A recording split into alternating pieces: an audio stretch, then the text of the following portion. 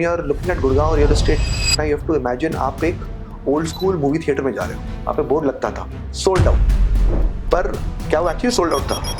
बाहर तो इतना माल मिल रहा था. Gurgaon real estate is a bit like that.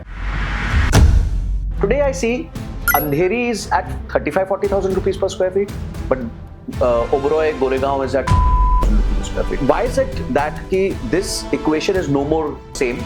Is it because of infrastructure or communities? क्या drive कर रहा है ये prices? अभी real estate has become more a market of product over location. एक बिल्डिंग का रेट 100 है और दूसरी बिल्डिंग का रेट 200 है. ये कैसे हो सकता है? क्योंकि इट्स प्रोडक्ट. आज अगर कोई फर्स्ट टाइम बायर है कि वो बैंक्स के साथ घर देखे जहाँ पे हो सकता है डिफॉल्ट्स चल रहे हो या शुरू में डिफॉल्ट हो गया और बैंक उसको सस्ते में फ्री कर रहा हो. इम्प्लीमेंटेशन में बहुत प्रॉब्लम है क्योंकि बैंक्स का जो रूल होता है ना, they give you the property as is. Risk reward ratio is now no longer in your favor. What would be your suggestion for a middle class? Buy versus rent? Hello guys, Sanjay Kathuria podcast के आज के episode के लिए मैं बहुत excited हूं क्योंकि मेरे साथ हैं विशाल भार्गव जी, जो है एक रियल एस्टेट जर्नलिस्ट. ये बात करते हैं कि रियल एस्टेट इंडिया में कहां ओवर प्राइस्ड है, कहां अंडर प्राइस्ड है. इनकी बहुत सारी रील्स आपने भी जरूर देखी होंगी. आज की जो मेरी इनके साथ चर्चा होने वाली है ना, उसमें हमने रियल एस्टेट और पूरे इंडिया को डिसाइफर किया है.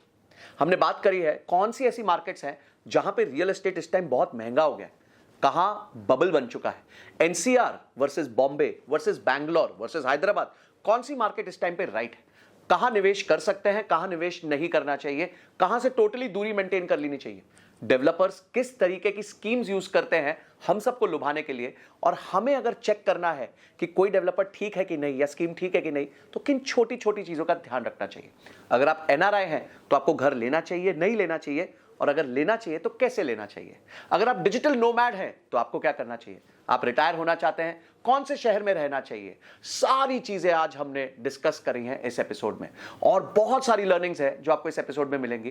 तो आपको क्या करना है, पेपर पेन लेके बैठ जाइए और इस एपिसोड को एकदम रियल एस्टेट मास्टर क्लास की तरह देखिए. इस एपिसोड के एंड में एक चीज का प्रॉमिस देता हूं, आपके माइंड में जितने रियल एस्टेट को लेके मिथ्स, क्वेरीज, एंग्जाइटीज थी, सब आंसर हो जाएंगी. तो इसलिए इस एपिसोड को टोटली एंड तक देखिए, और हाँ, आगे बढ़ने से पहले एक बार चैनल को सब्सक्राइब कर दीजिए और घंटी जरूर दबा दीजिए. चलिए मिलते हैं विशाल भार्गव जी से.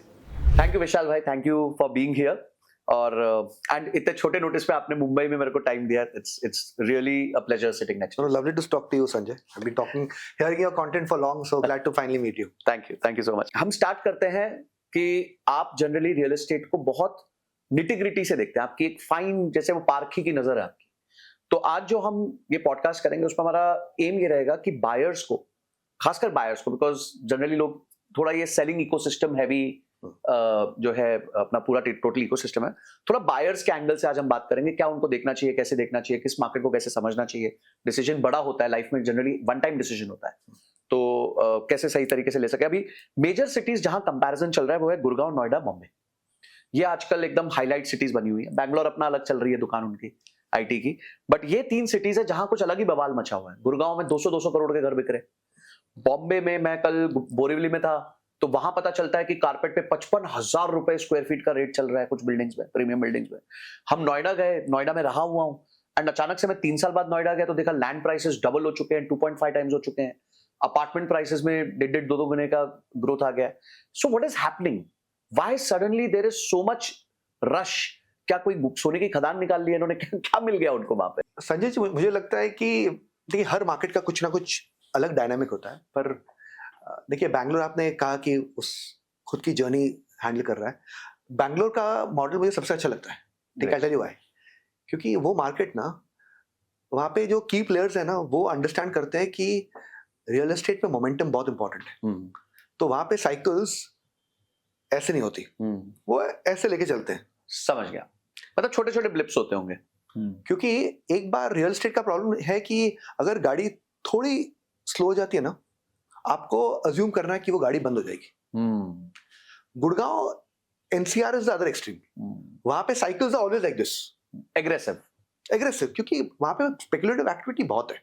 अगर आप कोई मार्केट देखेंगे इंडिया में, मेजर मार्केट्स में ज्यादा investor slash trader interest is maximum in NCR. तो अगर हमें कंपेयर करना हो, let's say Bangalore, Mumbai, NCR, तो कितना परसेंट ट्रेडर एक्टिविटी होगा हर जगह अप्रोक्सीमेटली? देखिए मुंबई में trader activity is almost zero. Okay, ठीक है. तो प्योर एंड यूजर डिमांड है. Purely and user. Maybe you can say 5% here and समझ there. गया, वो तो छोटा नंबर. ठीक. In Bangalore, I think it will not be more than a similar number. Sure. यहाँ पे if I was to break it down, there is trader, there is investor, there is end user. जी. ठीक है. देखिए trader का मौका तभी मिलता है अगर मुझे I can exit before in very quick time. In Mumbai, builders tell you upfront कि you cannot sell until possession. तो 5 साल तो आप लॉक हो गए. आप लॉक हो गए क्योंकि builder is looking at it कि अगर मैं एक बार इसको बेच दिया हूं then he is competing with the original buyer for a sale. मैं बेच रहा हूं, ये भी बेच रहा है माल, तो मेरा जाएगा नहीं. तो मुंबई में trader is eliminated to a large extent. Bangalore also big builders don't allow you to sell. Okay. Trader activity is the most intense in NCR. अब कितना परसेंटेज है, इट्स गेस वर्क. ओके. और इट्स अ गेस्टिमेट. मेरी राय में it will be around 65 to 70%. Oh God. Oh wow. देखिए the way I look at the role of a trader is that अगर घर एक दिन में बिकते हैं ना, they have to be traders. Okay. Your best case scenario is investors. ठीक है. क्यों? क्योंकि अगर end user है, वो एक दिन में तो घर लेगा नहीं. Decision नहीं लेगा उतना जल्दी. And he will not be okay accepting a unit which does not fit his vastu, which does not fit his floor plan. You cannot then go and give him an allotment letter. तुझे ये unit मिला है. It is not a lottery. It is not a lottery. It is not a lottery. So the end user is out there only. The way I look at traders in NCR is that how many builders offer schemes where the person does not have to pay a big amount in the first 2 years. जैसे हम हमारे financial markets में call option होता है कि आपने थोड़ा सा प्रीमियम दे दिया और आपको एक राइट टू बाय मिल गया. Exactly. तो वहां पे अगर आप देखेंगे so many projects जहां पे मैं देखता हूं, you book now for the next year and a half, एक भी पेमेंट नहीं देना आपको. तो the exposure of that buyer is nothing. मैंने अभी डाल दिया 20 लाख रुपए. अब मैं देखता हूँ 1 साल के बाद अगर मुझे प्रीमियम मिला तो बेच दूंगा. अगर नहीं मिला is where the cookie crumbles. So in my view, NCR will be about 65 to 70% in terms of overall sales. Mumbai, Bangalore are almost zero in terms of traders. Very nice. तो मैं आपको इससे अपना एग्जांपल बताऊं. मैंने भी काफी समय रियल एस्टेट में स्पेंड किया.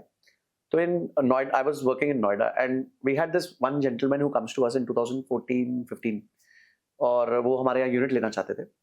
तो उन्होंने ना अपने एक ऐसा बंच रख दिया हमारे सामने.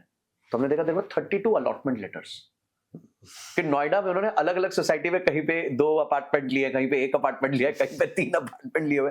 And he was totally stuck. तो I am able to now correlate कि सेइंग कि भाई 60% लोग तो ऐसे ही चल रहे हैं वहां पे, जो है सिर्फ बयाना देके अपनी डील क्रैक करना चाहते हैं. मुझे Sanjay ji, I did not realize it was as big. मैंने 3-4 महीने पहले एक वीडियो निकाला था गुड़गांव के ऊपर जी, where I called it the house of cards. Okay. तब मुझे लगा था number would be somewhere between 45 to 60%. पर उसके बाद ना जब मुझे इतने रिएक्शंस आने लगे ना, तब मुझे रियलाइज हुआ कि मैंने अंडर एस्टिमेट किया था. And what were the reactions जिनसे आपको ये फील हुआ? ठीक है कि काफी बार लेंडर्स के तो काफी आगे थे. ठीक है कि आई हैव हैड कस्टमर्स जिसको 20 यूनिट है, अभी उसको वो ट्रांजिट फंडिंग चाहिए क्योंकि उसको अब पेमेंट ड्यू हो चुकी है. हाँ. तो दीज सॉर्ट ऑफ रिएक्शन मुझे आने लगे ना, देन आई रियलाइज कि मेरा 45% assumption तो बिल्कुल रॉन्ग था. So I came to the conclusion 60 to 70% is where traders are. Wow. Okay, अब जब हम 60-70% ट्रेडिंग एक्टिविटी देखेंगे तो ऑब्वियसली प्राइसेस जैकअप होंगे, क्योंकि सब अपनी टोपी घुमा रहे हैं, सब ये बताना चाहते हैं फर्स्ट पेज पे कि मेरा तो प्रोजेक्ट सोल्ड आउट हो गया.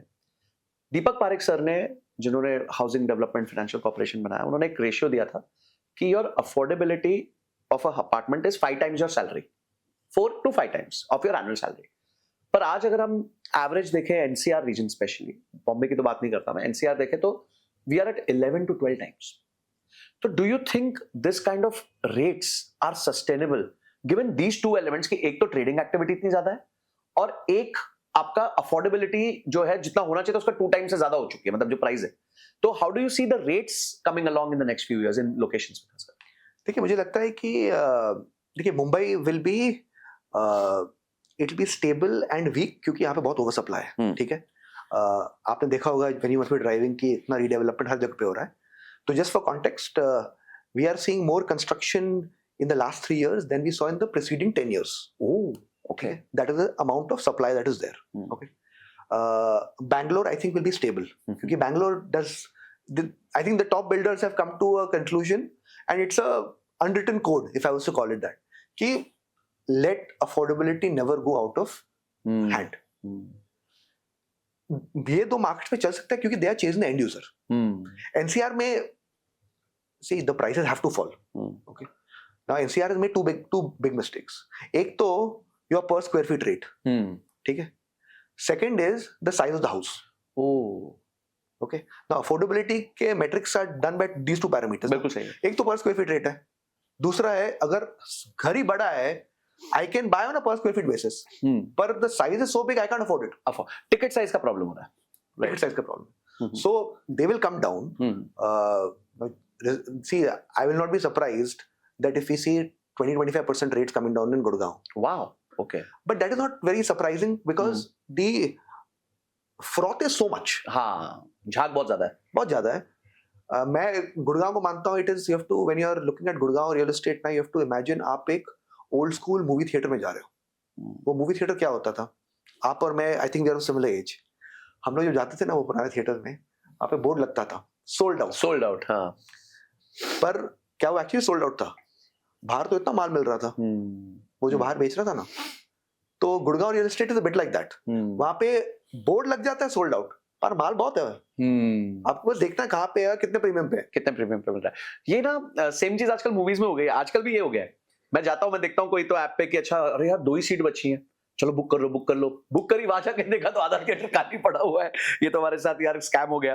ओके, नेक्स्ट क्वेश्चन जो मेरा है आपसे कि if you say कि the rates are may correct, okay, do you see rates dropping down? या ऐसा होगा कि अगले 4-5 साल तक, जैसे रियल एस्टेट में टर्म यूज होता है टाइम करेक्शन, कि कुछ समय तक भाव ही नहीं बढ़ा, तो वो भी एक तरीके से करेक्शन ही मान लिया जाता है कि भाई 4-4 साल 5-5 साल भाव नहीं बढ़ा. तो इज इट दैट भाव बढ़ेगा नहीं या इज इट दैट भाव गिरेगा? दोनों में थोड़ा सा फर्क है. वो इन्वेस्टर सेंटिमेंट को भी हर्ट करता है और मतलब वहां लोग एक डेवलपर के लिए भी शो दिखाना मुश्किल हो जाता है. पीछे केपी सिंह जी ने भी कहा था कि भाई मैं देख रहा हूं प्रेशर आ रहा है अब सेल्स पे. उनका भी एक स्टेटमेंट आया था डीएलएफ के क्वार्टरली रिजल्ट से पहले. So do you think apartment prices will go down और टाइम करेक्शन विल हैपन? देखिए, आई थिंक फर्स्ट फेज होगा टाइम करेक्शन का. ओके. फिर आएगा प्राइस करेक्शन. ठीक है, बिल्डर्स का mindset and every builder is different, पर ज्यादातर what I have gathered is that पहले उनका माइंडसेट है कि मैं रेट नहीं तोड़ूंगा. जिद्दी होते हैं. हाँ, फिर टाइम जाता है, फिर ब्याज कीप स्पॉइलिंग ऑन, फिर वो that eats away the profit. फिर वो बोलते हैं कि I can't cut prices. So first is I won't cut prices, then I will say I will cut prices but I can't do it. PNL allow नहीं करता. Third step is जब वो चुपके करते थे. ओके, सो मेरी राय में द फर्स्ट फ्यू मंथ्स, ठीक है, and specially in NCR I think कि वहां पे you have to really take care of your trader investor. ठीक है, एनसीआर का market has there is no use of end user at launch और the first 3 years. End user को देखता नहीं है, वो है ही नहीं ना. तो you have to pander to वो ट्रेडर और investor. How do you pander to them कि prices are either the same और दे राइज. क्योंकि अगर नीचे गिरा then the cookie crumbles immediately. तब तो वो काटेंगे. तो पहले वो रेजिस्टेंस है. मुंबई में पहले 15-20 साल पहले ऐसा होता था. अच्छा. Okay, some builders they used to sell 20 units to 1 person allotment letter, और वो बाहर जाके बेचता था 1000 प्रीमियम पे, 2000 रुपए प्रीमियम पे, 3000 रुपीज प्रीमियम पे. प्रॉब्लम होता है कि एक बार प्राइसेस सेम भी हो जाते हैं ना, फिर जिसने लिया है ना उसका तो ब्याज है, ही स्टॉप्स पेइंग. अच्छा, एकदम डिफॉल्ट मार देते हैं. तो in this game prices remaining the same are almost as good as prices falling. बिल्कुल, बिकॉज ब्याज का बहुत बड़ा इंपैक्ट है. Right. So first time correction for a few months I think. After that price correction. That is where the true test will be. कि किधर तक गिर सकता है. क्योंकि देखिए, जब यूफोरिया में आप प्रिडिक्ट नहीं कर सकते कि कितने दाम ऊपर जाएंगे, और एकदम फियर में ना आप अनुमान लगा नहीं सकते कि कितने नीचे जाएंगे. तो कोई भी हो सकता है. वॉरेन बफेट कहते हैं ना कि when the tide recedes, that's when you come to know who all are swimming naked. And I think most traders in Gurgaon are swimming naked. अच्छा, देखिए, अगर हम प्राइसिंग को समझे तो पहले क्या ना, बॉम्बे बड़ा सिंपल होता था. मुझे बड़ा समझ आ जाता था कि मैं बहुत साल रियल एस्टेट में रहा, बॉम्बे में रहा. Nariman Point is most expensive. Then as you go down to Borivali or Dahisar and then Mira Road and the other places, the prices will reduce. Today I see Andheri is at 35-40,000 rupees per square feet, but Oberoi, Goregaon is at 65,000 rupees a square feet, or even Borivali is at 40-45,000 rupees a square feet. तो अब वो ना logic work नहीं कर रहा है कि ये वाली जितना नीचे जाऊंगा, जितना मैं नॉर्थ जाऊंगा, उतना मैं मेरा प्राइस बढ़ेगा, घटेगा, सॉरी. तो why is it that कि this equation is no more same? Is it because of infrastructure or communities? क्या drive कर रहा है ये prices को? I think इसमें there are 3 factors. One is that जैसे आपने कहा कि पहले लॉजिक था कि साउथ बॉम्बे सबसे ऊपर होगा and as you go towards north prices keep coming down. पर एक चीज हो गई कि वो जो सेंटर ऑफ ग्रेविटी थी साउथ की वही शिफ्ट हो गई आगे बैंडाकुल्ला कॉम्प्लेक्स. राइट. तो then whole Mumbai opened up. पहले everybody had to go to south Mumbai to work. अभी now nobody needs to go there. Centre is बैंडाकुल्ला complex. All locations close to बैंडाकुल्ला complex have gained. Yes. ठीक है. दूसरा चीज थोड़ा infrastructure आ गया है. We have got our C links and expressways. they are not as good as some of Gurgaon's roads, I agree on that, but वो connectivity has happened to an extent. Third thing is ना अभी real estate has become more a market of product over location. Okay. तो एक old real estate की definition थी real estate is all location. But even within locations अभी हम देख रहे हैं माहौल की एक बिल्डिंग का रेट 100 है और दूसरी बिल्डिंग का रेट 200 है. ये कैसे हो सकता है? क्योंकि इट्स प्रोडक्ट. जिसने आपने बोरिवली का एग्जांपल दिया, बोरिवली में you will see rates of 22,000 and you see rates of 50,000. वाह. क्योंकि जो वहां का अमीर वाला है जिसने पैसे बनाया है ना, उसको मलाबार हिल नहीं जाना है. क्यों जाऊं मैं? उसको बोरिवली रहना है. मुझे बोरिवली रहना है. बट मुझे बोरिवली का सबसे अच्छा बिल्डिंग चाहिए and I am willing to pay for it. So it is in a way migration within Mumbai has stopped. Migration within Mumbai is stopped. Very nice. Very well said. So Borivali वाला will not go to Malabar Hill. उसका वो aspiration ही नहीं है. मुझे बोरिवली में रहना है. I will move within this radius only. Worli वाला वर्ली में रहेगा. बैंड्रा वाला बैंड्रा में ही रहेगा. So you will see upgrades happen not from one location to another location, but from one project to another project in the same location. In the same location. तो आपने जो उदाहरण दिया, that is the second most expensive building of Borivali. But Borivali में there are buildings that are more expensive than that. Oh, is it so? Wow. एक building वहाँ पे Aquaria Grand. हाँ, right. ठीक है. Very good looking tower. सब बोरिवली के अमीर वहाँ पे रहना चाहते हैं. But उसके बाजू में जाओगे 20-25 हजार पर स्क्वायर फीट का भी रेट है. And that gets me to next question कि 100 करोड़ का घर, 150 करोड़ का घर, 200 करोड़ का घर. People, are they buying for investment or are they buying for, एक टर्म होता है, एक होता है रिटर्न ऑन इन्वेस्टमेंट, एक होता है रिटर्न ऑन ईगो. तो मुझे मतलब आपको क्या लगता है कि रिटर्न ऑन ईगो इन्वेस्टमेंट्स है कि आप 100 करोड़ के घर खरीद रहे हो, 150 करोड़ के खरीद रहे हो, और एक देश जहां इतनी गरीबी है, जहां हम कहते हैं कि हमारा जीडीपी पर कैपिटा $2,500 है, वहां पे एक आदमी 200 करोड़ का भी घर खरीद पा रहा है. तो what is driving this 200 crore rupee purchases? एक चीज तो पिछले 3-4 साल में ना आफ्टर कोविड अल्ट्रा लग्जरी तो स्टॉक मार्केट और इक्विटी के पैसे से ही ज्यादा बूम हो रहा है. Now whether it is stock market या it is the venture capital private equity space. Startups में जितना वैल्यूएशन ऊपर हो गया था और स्टॉक मार्केट्स में जितना, यहाँ पे लग्जरी में बहुत एक पेंट अप डिमांड था. ठीक है. इन ऑल सिटीज, क्योंकि हर सिटी में ये एम्बिशन जो थी ना, किसी भी बिल्डर में वो हिम्मत नहीं थी टू मेक अल्ट्रा लग्जरी, क्योंकि लोग को लगता था कोई खरीदेगा नहीं.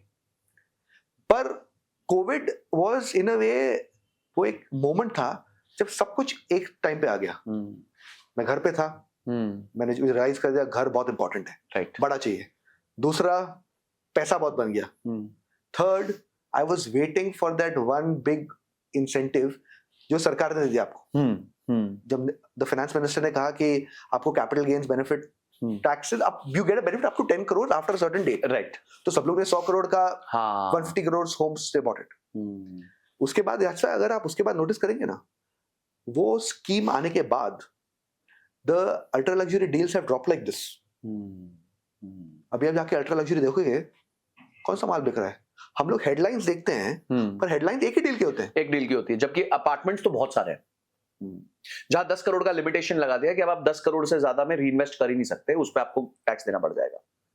तो आई थिंक इसमें काफी बार ये परसेप्शन लोग का हो जाता है कि अरे ये एक 2,80,000 रुपए पर स्क्वायर फीट का डील कैसे हुआ, कैसे हो रहा है। इट इज एक डील जिसको एक पर्सन को चाहिए कि मुझे घर चाहिए, सी फ्रंट, रेडी, नया, कम्युनिटी, सब वो होगा ना तब मैं ले लूंगा। क्योंकि अल्ट्रा लग्जरी बायर की एक टेंडेंसी आपको नोट करनी पड़ेगी कि ही wants two things basically. One is एक बिल्डिंग जहाँ पे बहुत अपार्टमेंट नहीं है, ठीक है, डेंसिटी कम चाहिए। डेंसिटी कम चाहिए। दूसरा चीज ही is very very very clear कि I want it at a advance stage of under construction, ताकि रिस्क कम हो जाए। रिस्क कम हो जाए, पर उसको ही wants to be the first user of the apartment. अच्छा, ओ ओके, दैट्स इंटरेस्टिंग। तो ये अल्ट्रा लग्जरी इनिशियल लॉन्च पे बहुत कम बिकते हैं, वो बिकते हैं एट कंप्लीशन। अब एग्जांपल ले लेंगे ओबरॉय 360 वेस्ट का, ठीक है, हेडलाइंस में हर 2-3 महीने आता है, कोई एक्टर ने खरीद लिया, वहां पे शाहिद कपूर रहते हैं, अभिषेक बच्चन ने खरीद लिया, अक्षय कुमार का शायद से घर वहां पे था। एक डील होता है 2 महीने में, हेडलाइन पे आ जाता है, पर आपको पता है वो कब से बेच रहा है वो घर, बिल्डिंग 2014। ओ 11 इयर्स, और अभी तक देयर इज ऑलमोस्ट 30% अनसोल्ड, और अपार्टमेंट्स कितने, 250 करीबन। तो आप सोचेंगे यार 11-12 साल से ये चल रहा है, बट मतलब he is not even able to sell 20 apartments a year. 20 apartment will be a bonanza. It'll be a bonanza. Barring that 1 year when the finance minister gave that incentive, in मैं पिछले quarter का details देख रहा था, in one quarter, last quarter, one deal happened. Now, amazing product. But that headline which you see, it is just for that one unit. He will take another 3 years to sell it. Wow. और ये हम देखते नहीं, हम सिर्फ इसी से स्वे हो जाते हैं कि यू नो एक डील हो गई 100 करोड़ की, 200 करोड़ की, 300 करोड़ की। And I think this is such a beautiful point कि प्राइस और वॉल्यूम ये दो अलग चीज है। जितना प्राइस बढ़ता है उतना वॉल्यूम घटता रहता है। और मेरे को एक चीज लगता है कि people buy these kind of apartments for neighbourhood also, कि आजू बाजू कौन रह रहा है, किस तरीके के लोग रह रहे हैं, आपका क्या रिलेशनशिप बन सकता है और किस तरीके के आप डील्स कर सकते हैं। बिकॉज स्टार्टअप का फाउंडर है, वहां पे एक वीसी भी बैठा है, दोनों नीचे वॉक कर रहे हैं और वॉक करते हुए जो है मिल लिए, बात कर लिए, तो एक आधी डील स्ट्राइक हो सकती है। तो I think that is also one interesting point. वो it is the community which you are saying, the ultra, that is like a super rich club. जैसे पहले होता था, आप आई थिंक दिल्ली में also there's the Delhi DGC, Delhi Golf Club, Delhi Golf Club. Mumbai में there's Wellington Club, there's CCI. US Club, CCI. This becomes its own club in a way, super exclusive. Right. और उसका rate is can go up to any level, क्योंकि वो जो अमीर वाला है ना, उसको वहां पे रहना है, and he's willing to pay the price for him. हाँ ठीक है, 10 करोड़ एक्स्ट्रा, 20 करोड़ एक्स्ट्रा, ज्यादा फर्क नहीं पड़ता। जैसे DLF Camellias, मैं वहां पे 3 बार जा चुका हूँ। For me, DLF Camellias is the best project of India. Oh wow, okay, that's a big statement. Best project of India. But whenever I've gone there, it feels empty. Okay. Now maybe it is a second home for people. Okay. Maybe people have bought, but they're shifting here. I don't know. But once these projects get that community, na, then they become superstars. वहाँ पे कौन रहता है? यहाँ पे the top person of ABC, all of them, elite of the elite. देखिए real estate की growth जो इंडिया में हुई वो जनरली मैंने नोटिस किया अर्ली 2003-4 के टाइम से हुई थी, और उसके बाद से तो फिर ये रुका ही नहीं, सेगमेंट ये चलता रहा। हमने बॉम्बे में जब घर खरीदा था 2002 इन ओशीवरा, bought it for what 16-18 lakh rupees. Oh wow. Yeah, 2 bedroom. Lucky. Yeah, मतलब and father used to work with ONGC, तो उनको लोन मिल गया। I think he was like 40 at that time, तो उनको 20 साल भी मिल गए पे करने को। बट अगर मैं आज देखूं वो घर जो हमने 20 लाख में खरीदा था, 18-20 लाख में, all stamp duty everything put together, today stands eight 2.53 crore rupees after a span of 22-23 years. तो इफेक्टिवली 10 ही गुना वो हो पाया। तो अगर मैं रिटर्न टर्म्स में देखूं तो ऐसा कोई बहुत फिनोमिनल रिटर्न्स नहीं है, एंड प्लस कंसिडरिंग कि बीच बीच में उसको मेंटेनेंस लगती रहती है, सब लगती रहती है। तो आपके हिसाब से early reasons of growth of real estate India में क्या रहे थे? What were the main reasons? Early reasons was scarcity. Okay. Okay, India was at that stage कि बहुत माइग्रेशन हो रहा था सिटीज में, majorly in the early 2000s एक ही बिजनेस हब था, वो था Mumbai. Gurgaon had not really emerged on the scene to a large extent. Bangalore का IT boom had just picked up. Y2K वो सब you will remember. तो उस टाइम क्या था, पॉपुलेशन बहुत बढ़ गया था, पर supply of homes was very restricted, क्योंकि हमारे रूल्स ऐसे थे कि construction could never be at big scale, क्योंकि फंडिंग बहुत मुश्किल थी. लोग को लेना था लोन 20-25% पर ईयर पे, वो सब करेंगे तो कभी आप ज्यादा वॉल्यूम कर ही नहीं सकते. राइट. ठीक है, बहुत से प्लॉट्स में कुछ ना कुछ रिस्ट्रिक्शन था. ठीक है, तो ये वो एक स्कैरसिटी प्रीमियम हो गया. शुरू हुआ स्कैरसिटी प्रीमियम से, फिर क्या होता है कि एक बार प्रीमियम का वो थोड़ा रश आ जाता है ना प्राइसेस का, फिर 1-2 साल के लिए ना प्राइसेस रिमेन हाई, क्योंकि फोमो आ जाता है. क्योंकि फिर सब ब्रोकर्स आपको बोल देंगे कि अरे 2 साल में 4 गुना हो गया. फिर आपको डर लगता है कि will I miss the bus. और यहाँ पे रियल एस्टेट बहुत डर पे बहुत चलता है. Yes, it does not work on FOMO, it works on fear. Oh, not of missing out, just fear. कि अगर it in FOMO is there, but that fear to make you feel कि boss ये गया ना, कभी नहीं होगा तेरे लिए. एंड काफी लोग सोचते हैं ये इररिप्लेसेबल लोकेशन है, जुहू में मुझे यहाँ घर नहीं मिल सकता, या लोखंडवाला में मुझे यहाँ घर फिर से नहीं मिल सकता. It becomes very irreplaceable. That's a super point, because I have never understood कि लोग इतना भागम दौड़ी क्यों करते हैं ऑन लोकेशंस जो व्हिच यू नो जो 10 साल भी टिकेंगे नहीं. अभी हर लोकेशन इतना एक्सपैंड हो रहा है. अगर आपको लेना है यहाँ पे, there has to be a very good USP कि आपको यहाँ पे रहना है for you to jump now. हाँ, स्कूल पास में होगा, हॉस्पिटल पास में होगा, कम्युनिटी बहुत अच्छी होगी, those are there very good. पर ये मैं देखता हूँ कि काफी लोग इतना डर जाते हैं ना, मैंने अभी घर लिया नहीं तो मुझे घर कभी मिलेगा ही नहीं. अरे भाई, इतने लोकेशन है, क्या कर रहा है, तेरे को बहुत घर मिलेंगे. तो that gets me to an interesting point कि यहाँ पे सीएम साहब कहते हैं महाराष्ट्र के कि मैंने तो प्राइसेस कम कर दिए है, एफएसआई सस्ती कर दी है, भाई थोड़ा पास ऑन करो बेनिफिट कस्टमर को. वहां मैं देखता हूँ बड़े बड़े builders, Hiranandanis and others are saying कि corruption is at its peak, और हमारे को तो कहीं कॉस्ट शीट्स में हजार रुपए पर स्क्वायर फीट तो जो है ब्राइब का लिखना पड़ता है.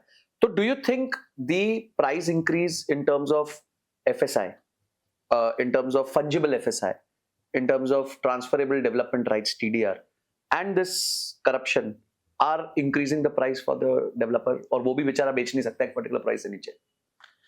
देखिए, ये सब प्रीमियम्स का जो चार्ज, जैसा बोल रहे एफएसआई का, फंजिबल एफएसआई, टीडीआर का चार्ज, वो एक बड़ा कंपोनेंट है, पर मुझे ये नहीं लगता कि that is what keeps the price up. ठीक है, और अभी we have good enough evidence for that.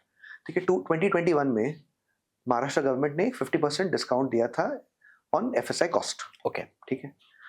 Now अगर आप वो बेंचमार्क यूज करेंगे तो 50% डिस्काउंट दिया, और अगर आप बोल रहे हैं कि इतना इंपॉर्टेंट कॉस्ट स्ट्रक्चर है, इतना बड़ा कंपोनेंट आपके लिए, फिर then you should have ability to reduce the price. Right. पर वो हुआ नहीं.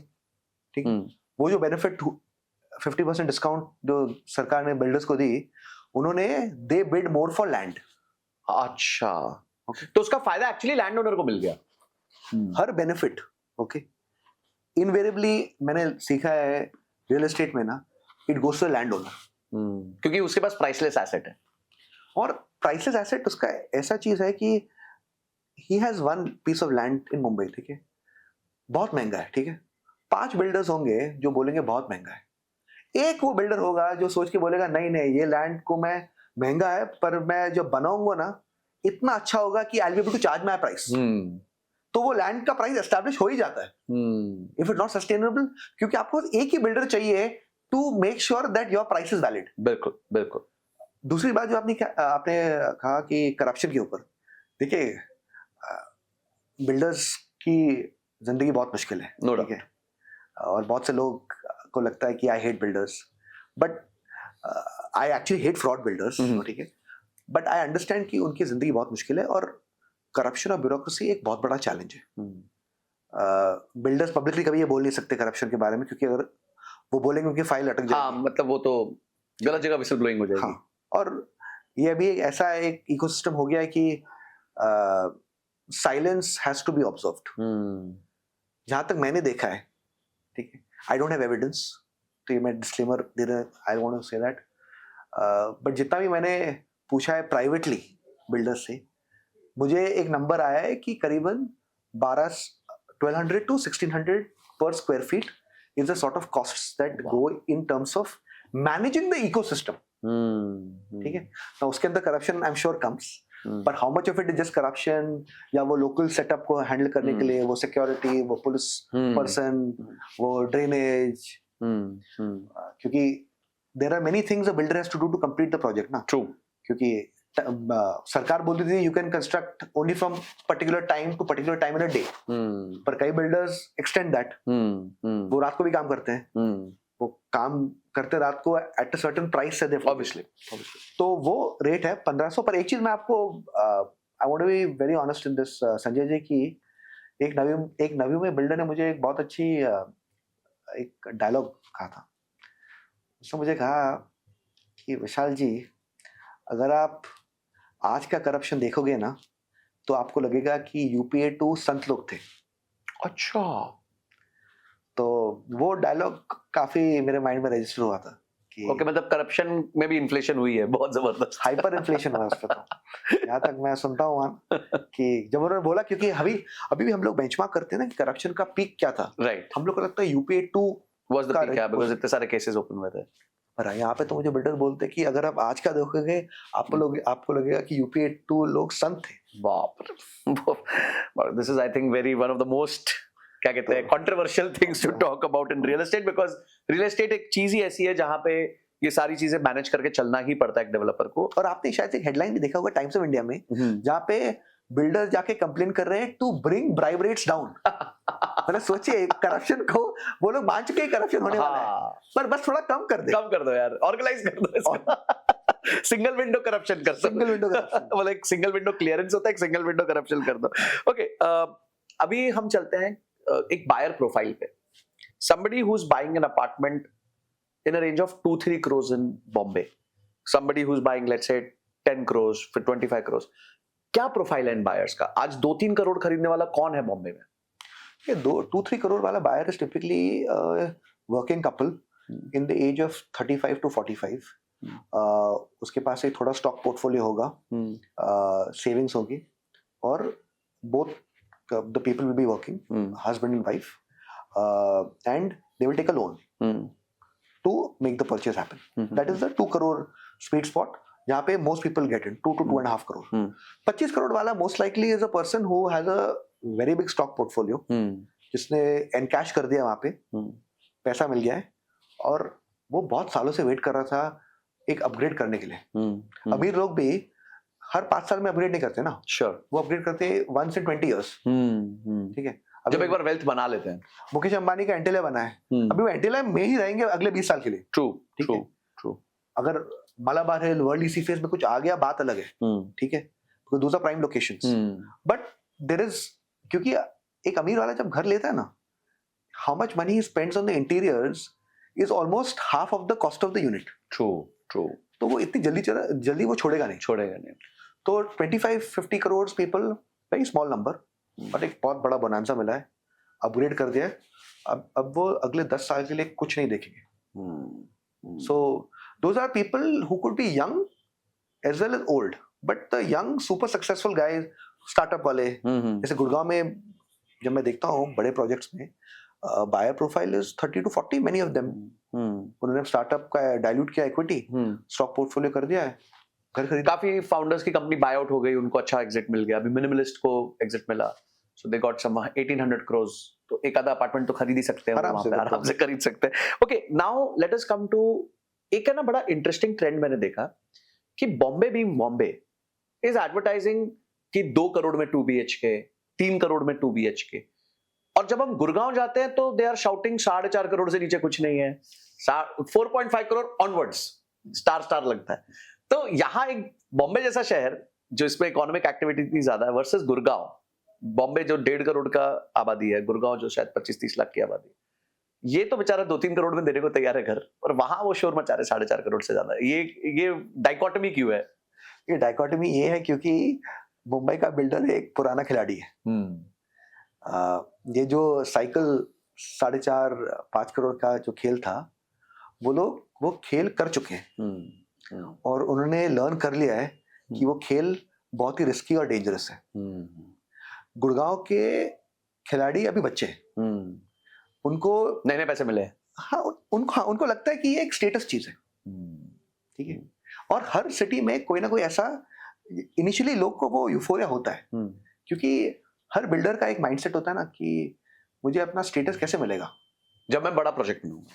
अफोर्डेबल हाउस में क्या स्टेटस है, मिड लेवल हाउस में क्या स्टेटस है। ब्रांडिंग तब होती है जब कोई लग्जरी करेगा, एक बड़ा फैंसी पूल, एलिवेशन, बिल्डिंग का ऐसा एक गोल्फ कोर्स। तो गुड़गांव भी वो फेज में, ठीक है, वो भी सीख जाएगा, ठीक है। समय सिखा देगा, वो समय सिखा देगा। अभी थोड़ा यूफोरिया था, और वो एक क्लासिक बुल मार्केट रैप है। बुल मार्केट पे लोग को लगता है कि लग्जरी इतना बिक रहा है, जैसे हम लोग बात कर रहे थे, हेडलाइंस में लगता है ना 100 करोड़ का घर, 200 करोड़ का घर, 150 करोड़ का घर, तो लोग को लगता है अरे लग्जरी तो इतना अच्छा चल रहा है। वो ये देखते नहीं है कि कितने यूनिट्स होते हैं, वही वॉल्यूम और प्राइस। हाँ, मतलब मुंबई में अगर मैं देखूं 50 घर नहीं होंगे एक साल में जो ऐसे पैरामीटर में फिट होते हैं, 50 घर। और मैं ये ऑन हायर साइड बोल रहा हूँ, 50 homes make the headline, but those homes don't make the market.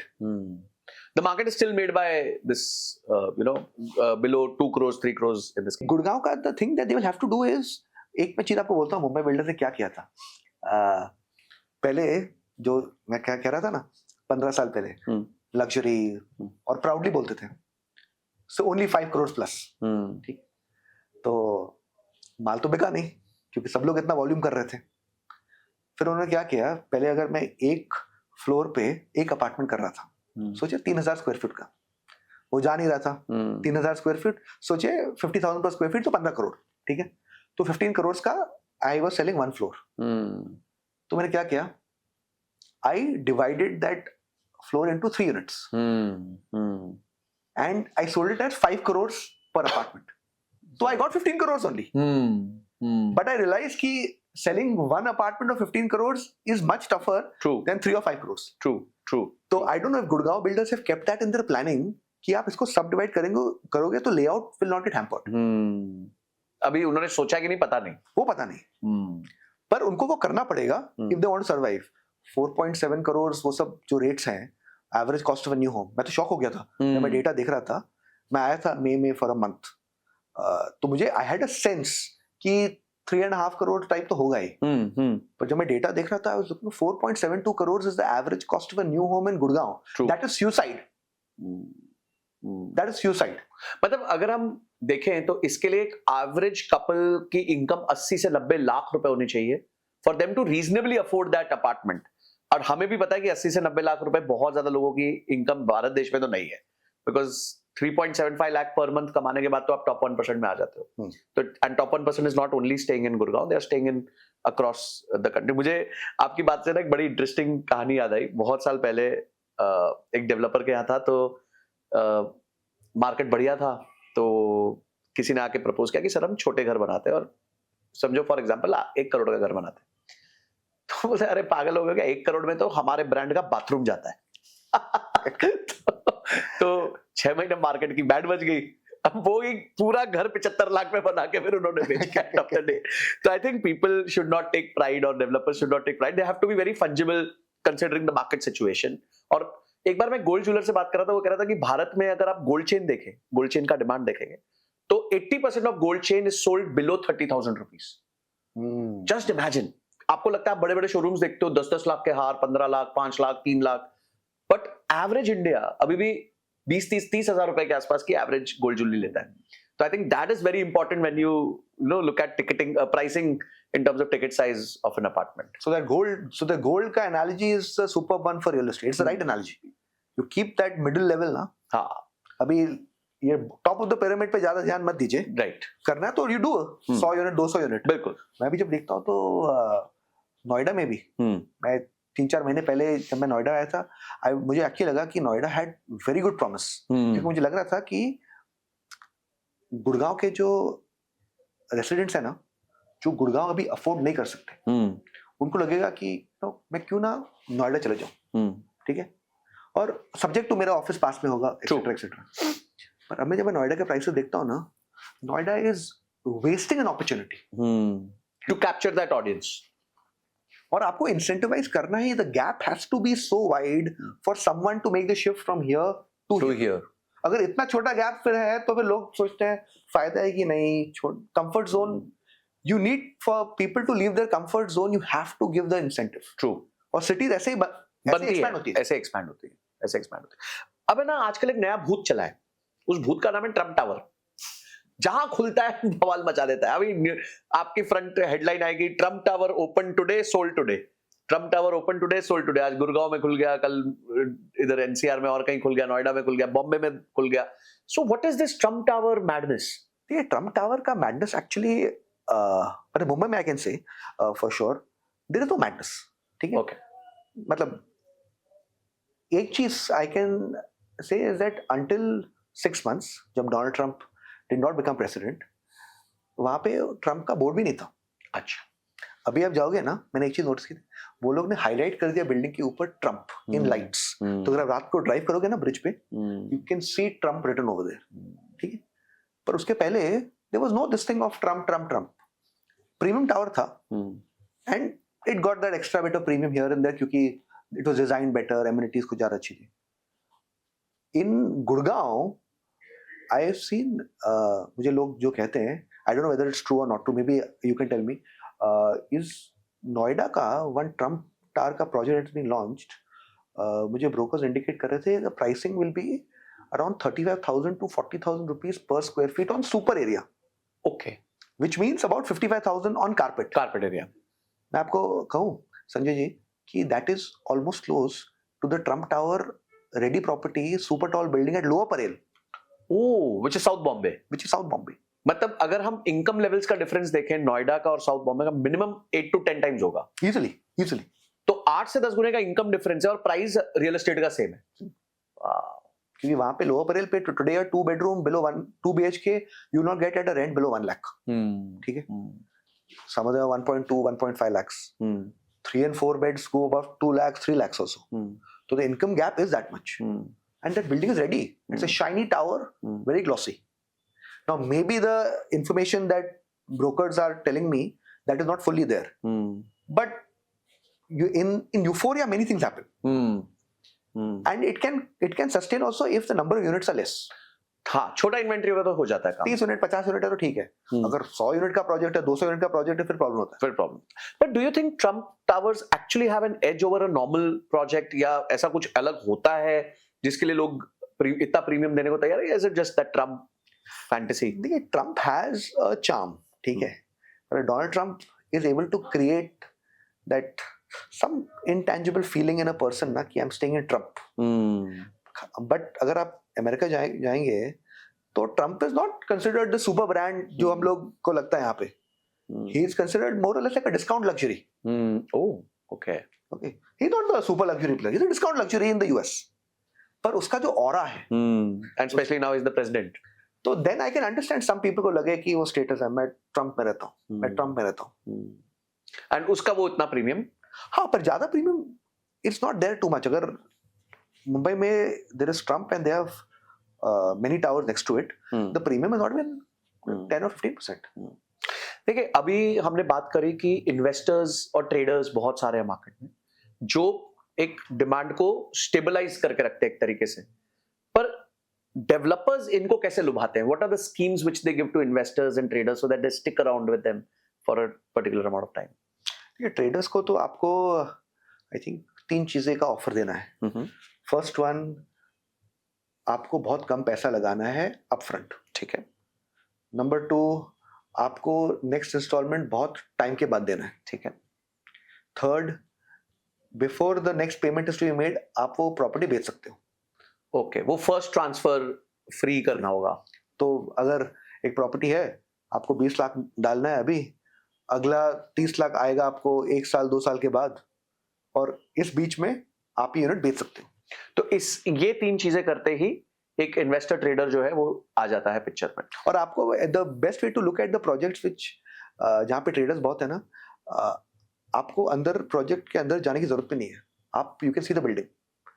आपको मॉनिटर करना है कि कंस्ट्रक्शन स्पीड कैसी है, क्योंकि अगर कंस्ट्रक्शन स्पीड फास्ट है ना मतलब उसको पैसा आ गया है, पर अगर कंस्ट्रक्शन स्पीड नहीं है मतलब वो सिर्फ ब्रोकर्स के बीच में ये प्रॉपर्टी चल रही है। समझ गया। क्योंकि पैसा आएगा तब वो कंस्ट्रक्ट करेगा, अगर पैसा नहीं आया तो कंस्ट्रक्ट नहीं, क्या कर रहा है। और ये मैंने देखा था लास्ट ट्रिप पे, बहुत से प्रॉपर्टीज ना construction speed very slow, because they want to accommodate, they want to accommodate, they don't want to ask the trader to make the next installment payment, no. तो एक साल के तू बैठ जा भाई, मैं धीरे धीरे काम करूंगा, मैं धीरे काम करूंगा, एक साल में तू अगला बायर ढूंढ ले। So it is anti end user, it is pro trader. end user अगर होता उसको तो चाहिए बस तो मेरे को जल्दी कर दे, बिल्कुल सही है, मेरा EMI चल रहा है, मेरा रेंट चल रहा है। पर end user लाइक जैसे मैंने कहा था, end user इन गुड़गांव उसकी औकात इतनी है जितनी एक स्क्रिप्ट है सलमान खान की मूवी में, ठीक है। So he is not in the game, it is a trader and the investor. और इतने प्रोजेक्ट्स आप अगर व्हेन यू गो नाउ आप नोटिस करो what slow speed of construction. तो बेसिकली कस्टमर कष्ट से ही मरेगा। ओके, अब है ना मैं एक इंटरेस्टिंग न्यूज पे चलता हूं। अभी रिसेंटली मैंने सौरभ मुखर्जी को सुना, he is a very big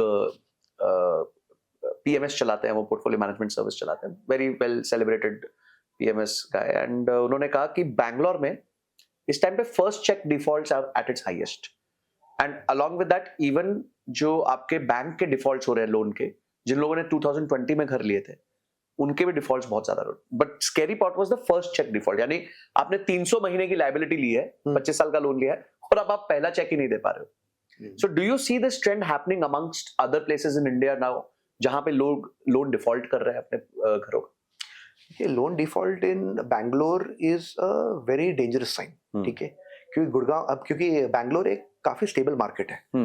I think Bangalore का बहुत बड़ा प्रॉब्लम हुआ है in the last 1 year, the job losses, वो है गूगली हैज हिट एवरीबॉडी, ठीक है। अभी भी हम लोग अखबार पढ़ते हैं TCS में जो हो रहा है 30,000, ये लोग हैं जिन्होंने घर लिया था विद अश्योरेंस की वो लोग पे कर पाएंगे, पर उनको एक सरप्राइज आया, और एक सरप्राइज इतने मास स्टेज पे आया ना, क्योंकि बैंगलोर का डाउनसाइड भी क्या है ना कि वहां पे एम्प्लॉयर्स बहुत कॉन्सेंट्रेटेड है, हर कंपनी के 2000 3000 5000 एम्प्लॉय है, तो अगर रिट्रेंचमेंट होता है ना तो मास पे होता है, ऐसे नहीं है कि 5000 companies are operating there with 80 staff 90 staff each, less companies huge staff, तो उसका डैमेज इज वेरी सिवियर, ठीक है।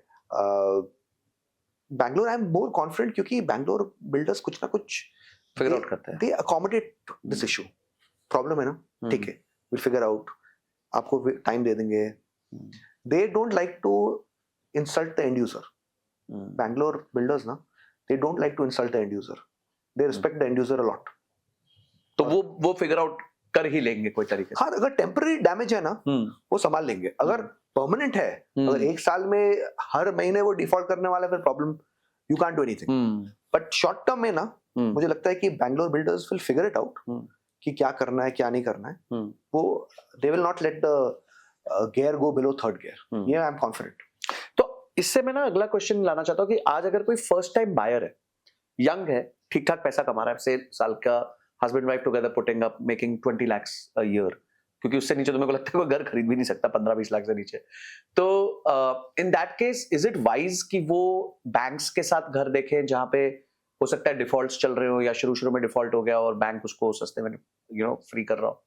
ये एक काफी अट्रैक्टिव आइडिया है ये, पर देखिए इम्प्लीमेंटेशन में बहुत प्रॉब्लम है, क्योंकि बैंक्स का जो रूल होता है ना, they give you the property as is, okay, मतलब अगर उस पर लिटिगेशन है you have to handle it. अच्छा, ओके, तो आपको जब वो मिलता है ना ये डॉक्यूमेंट कि ये प्रॉपर्टी है जिसमें इतना अर्नेस्ट मनी डिपॉजिट होता है, आपको लगता है काफी सस्ता मिल रहा है, ठीक है। पहले ये बहुत एक बड़ा अपॉर्चुनिटी होता था क्योंकि मार्केट रेट और जो उनका रेट था बहुत फर्क था, तो अगर 1 करोड़ का मार्केट रेट था, बैंक ऑक्शन में कर देता 50 lakhs पे, ओ ठीक है, लोग को लगता था कि वो अपॉर्चुनिटी है, क्योंकि उस टाइम ब्लैक मनी बहुत था, तो वो actual rate market rate was tough to decipher. अभी in many markets the gap between ready reckoner and market rate is not very wide, खास बॉम्बे में तो ऑलमोस्ट ही जीरो है, बॉम्बे में तो आप जाओगे उल्टा है कई जगह, हाँ उल्टा है, पर साउथ बॉम्बे में देयर आर सम मार्केट्स जहाँ पे the ready reckoner rate is more than the market rate, okay, तो तो यहाँ तो पहले वो गैप था जहाँ पे एक बायर सोचता था ठीक है रिस्क है पर the reward is high 50 lakhs here 1 crore here. अभी ये ऐसे हो गया है। अभी banks have also understood transparency इतना है, मार्केट रेट ये है, हम लोग ये लेवल पे ऑक्शन करेंगे। तो वो risk reward ratio is now no longer in your favour. तो अगर लोग सोचते हैं कि 10% का डिस्काउंट पे मिल रहा है पर इसमें रिस्क तो है, मैं लूं कि नहीं लूं, कल को क्या निकल के आ जाएगा, क्या इशू हो जाएगा। तो अगर मेरे को लेना है तो then the due diligence has to be very good, only then we can take. And it's risky, it is risky because you don't know पीछे कितना भी ड्यू डिलिजेंस कर लो, पता चला कुछ चीज आप पकड़ ही नहीं पाए। हम इंडिया में तो वैसे भी अगर आप प्रॉपर्टी रजिस्टर भी कर लो there is still a problem. No, true. अब आते हैं रेरा पे। रेरा को आए हुए अब ऑलमोस्ट आई थिंक 7-8 इयर्स हो गए। डू यू थिंक कि रेरा जिस ऑब्जेक्टिव से एस्टैब्लिश हुआ था वो ऑब्जेक्टिव अचीव हुआ है, या वो जस्ट बिकम अनदर क्या कहते हैं प्लेस जहां पे जो आपको अप्रूवल्स और लाने पड़ेंगे और it has made things very difficult? देखिए इम्प्रूवमेंट तो आया है, ठीक है, क्योंकि रेरा की वजह से नाउ अगर आप लॉन्च करोगे उसके पहले आपको काफी ड्यू डिलिजेंस करना पड़ता है as a buyer and you have the information to a builder can not launch also without satisfying certain conditions. Sure. तो वो एक चीज हैज बीन स्ट्रांग। तो पहले के जो आपके घनश्याम बिल्डर टाइप थे वो ज्यादातर they can not fit this criteria. Where I think RERA has not succeeded is in the enforcement. Okay, यहाँ पे buyer takes a builder to court, buyer wins the case in RERA, but then the builder appeals in a higher court. So it becomes one more process for the buyer.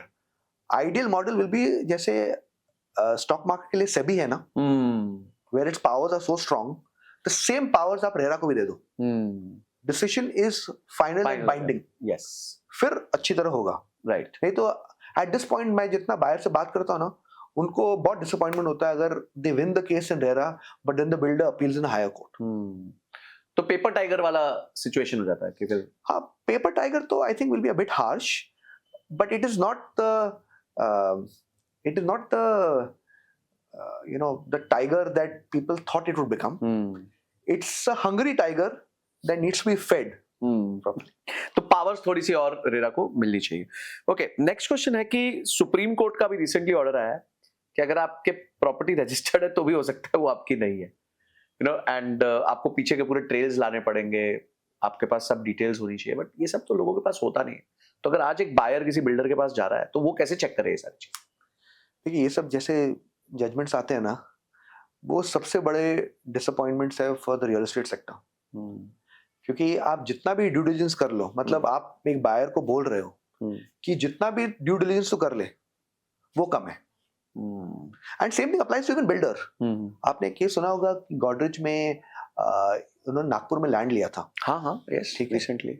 और I think उन्होंने land लिया था from a player जिन्होंने the original family जिन्होंने बेचा था वो करीबन 1980s या अर्ली 90s में थे। For 30 years he held on to the land, okay, full rights. जब उसने गॉडरेज के साथ डील किया तब वो जो ओरिजिनल फैमिली थी, they say that this sale that had happened in the late 80s is null and void because under Islamic law it is not allowed. Oh, it is not valid. अभी builder करे भी क्या करे नागपुर में, imagine, and 30 years have gone by. So again it's like similar thing like for buyer registration. मैंने और एक case देखा था नोएडा में, I think if I'm not wrong it was M3M. उन्होंने लॉन्च किया, रेरा आया, लॉन्च किया, फिर यूपी गवर्नमेंट ने कुछ किया, वो प्लॉट ऑक्शन कैंसिल कर दिया। तो अगर बायर ने एंटर किया, क्या कर रहा है यार? Buyer has, builder has got the RERA, all approvals, all clearances, buyer on the basis of RERA ने परचेज कर लिया। अगर आप उसके बाद बोलोगे कि मैं ऑक्शन कैंसिल कर रहा हूँ, it's not fair. Fortunately they cancelled that plan to cancel the plot auction, क्योंकि real estate has to be very very predictable. Lifelong savings with debt है real estate। मुझे for a buyer I feel very bad every day. और unfortunately because of nature of my job I get DMs every day, and मैं हर case सुनता हूँ ना, मैं फिर सोचता हूँ ये कैसे हुआ। इतने इतने वियर्ड चीजें आती हैं। कोई एक दो केसेस जो आपको बिल्कुल, जिसे आपको शॉक कर दिया और यार ये भी कैसे हो सकता था? एक केस है, एक आर्किटेक्ट सर्टिफिकेट का, संजय जी। तो अभी नॉर्मल प्रोसेस क्या है, एक अंडर कंस्ट्रक्शन घर में, जैसे आप कंस्ट्रक्शन करते हो, वो कंप्लीट करते हो, फिर एक आर्किटेक्ट उसको वैलिडेट करता है, वो एक सर्टिफिकेट देता है कि it has been completed, commencement of 6 slab, ठीक है। ठीक है। वो आप फिर बायर को देते हो कि बॉस इतना तक काम हो गया है, अभी आप अगला इंस्टॉलमेंट मुझे पे कर दो, या आप बैंक को दे दो, बैंक आप पे कर देगा, राइट? ठीक है। तो फेजेस में होता है। हाँ। एक केस था ऑफ अ बायर कि बिल्डर ने एक फेक आर्किटेक्ट सर्टिफिकेट दिया, ठीक है, जहां पे he has completed 12th slab, पर अगर आप लोकेशन जाओगे it is still on ground floor. तो सोचिए the number of layers. Builder has said this, architect certificate आया है, architect certificate says 12th floor तक हो गया है, डन हो गया। आपके पास आया है, आपने बैंक को दिया, बैंक ने डिस्पर्स भी कर दिया, फिर आपको पता चलता अरे 12th स्लैब तो हुआ ही नहीं था, तो ग्राउंड फ्लोर पे ही है। तो इतने लेयर्स हैं, बट ऑल ऑफ देम, मतलब ये तो फिर पोस्टमैन वाला काम हो गया। This is completely postman job. आपने कोई चेक नहीं कर रहा, कोई साइट पे नहीं जा रहा है, बैंक जिसका पैसा लग रहा है वो भी साइट पे नहीं जा रहा, और इनका खुद का भी फर्ज बनता था before it hit the disbursement he should have seen, चाहे वो फोटोज मंगा लेते, चाहे साइट पे चले जाते। तो इतने मतलब इतने वियर्ड केसेस है ना इंडिया में। एंड टू बी ऑनेस्ट, अगर मैं सोचूं कि बायर वो किसको डिपेंड करे, किस पे डिपेंड करे वो बिल्डर पे अगर उसने ऐसा केस किया, he can't depend, architect I can't depend, lender I can't depend, किस पे मैं भरोसा करूं। मैंने सुना था ऑस्ट्रेलिया में जब वो स्टैम्प ड्यूटी लेते हैं आपसे, तो in a way they are giving you indemnity कि अब इसके बाद आपको इस प्रॉपर्टी पे कोई प्रॉब्लम नहीं आएगी। और यहाँ पे हमने केसेस देखे हैं जहां स्टैम्प ड्यूटी छोड़िए, सब कुछ हो गया, बिल्डर को सब पैसा चला गया, सब कुछ चला गया, और बिल्डिंग को गिरा दिया गया। उसके बाद नोएडा में ये बहुत फेमस एक केस हुआ था, मेरे घर के सामने था, मैं तब वहीं रहता था। तो जिस दिन वो हुआ था तो हमने लाइव देखा था वो गिरते हुए उस बिल्डिंग को। And I feel so sad कि एक व्यक्ति ने इतना ड्रीम सोचा होगा कि मैं इस घर में रहूंगा, और अचानक से उस बिल्डिंग को ढा दिया जाता है। क्या सरकार को रिस्पॉन्सिबिलिटी नहीं लेनी चाहिए कि अगर अप्रूवल हो गया है, अगर स्टैम्प ड्यूटी कलेक्ट होगी, तो अब कस्टमर ने अपना काम कर दिया, उसने अपना 6% आपको स्टैम्प ड्यूटी दे दी, 5% जीएसटी दे दी, सब कुछ हो गया। Now actually the onus should be on the government, it should not B on the customer. Fully agree. I think हमारा सरकार का मॉडल रेवेन्यू का क्या है कि आप मुझे पैसा भी दो, but there will be no protection. आप पैसा भी दो और परेशानी भी लो। It this model of Australia and many other countries have it. And अगर आप सोचे, it is very logical thing ना, मैं सरकार को पैसा दे रहा हूं, what am I getting in return? If you can not provide me the basic protection, then what was the purpose of taking the stamp duty? दूसरी चीज ये है कि I am a big believer actually in one way that stamp duty ना should not be paid any time before possession. क्या होता है इस खेल में, आपने बुक किया, अभी आपने स्टैम्प ड्यूटी पे कर दिया, घर अटक गया, सरकार को पैसा मिल गया, क्या इंसेंटिव है? Incentive for government to act will be जब उसका भी पैसा लगा होगा। True.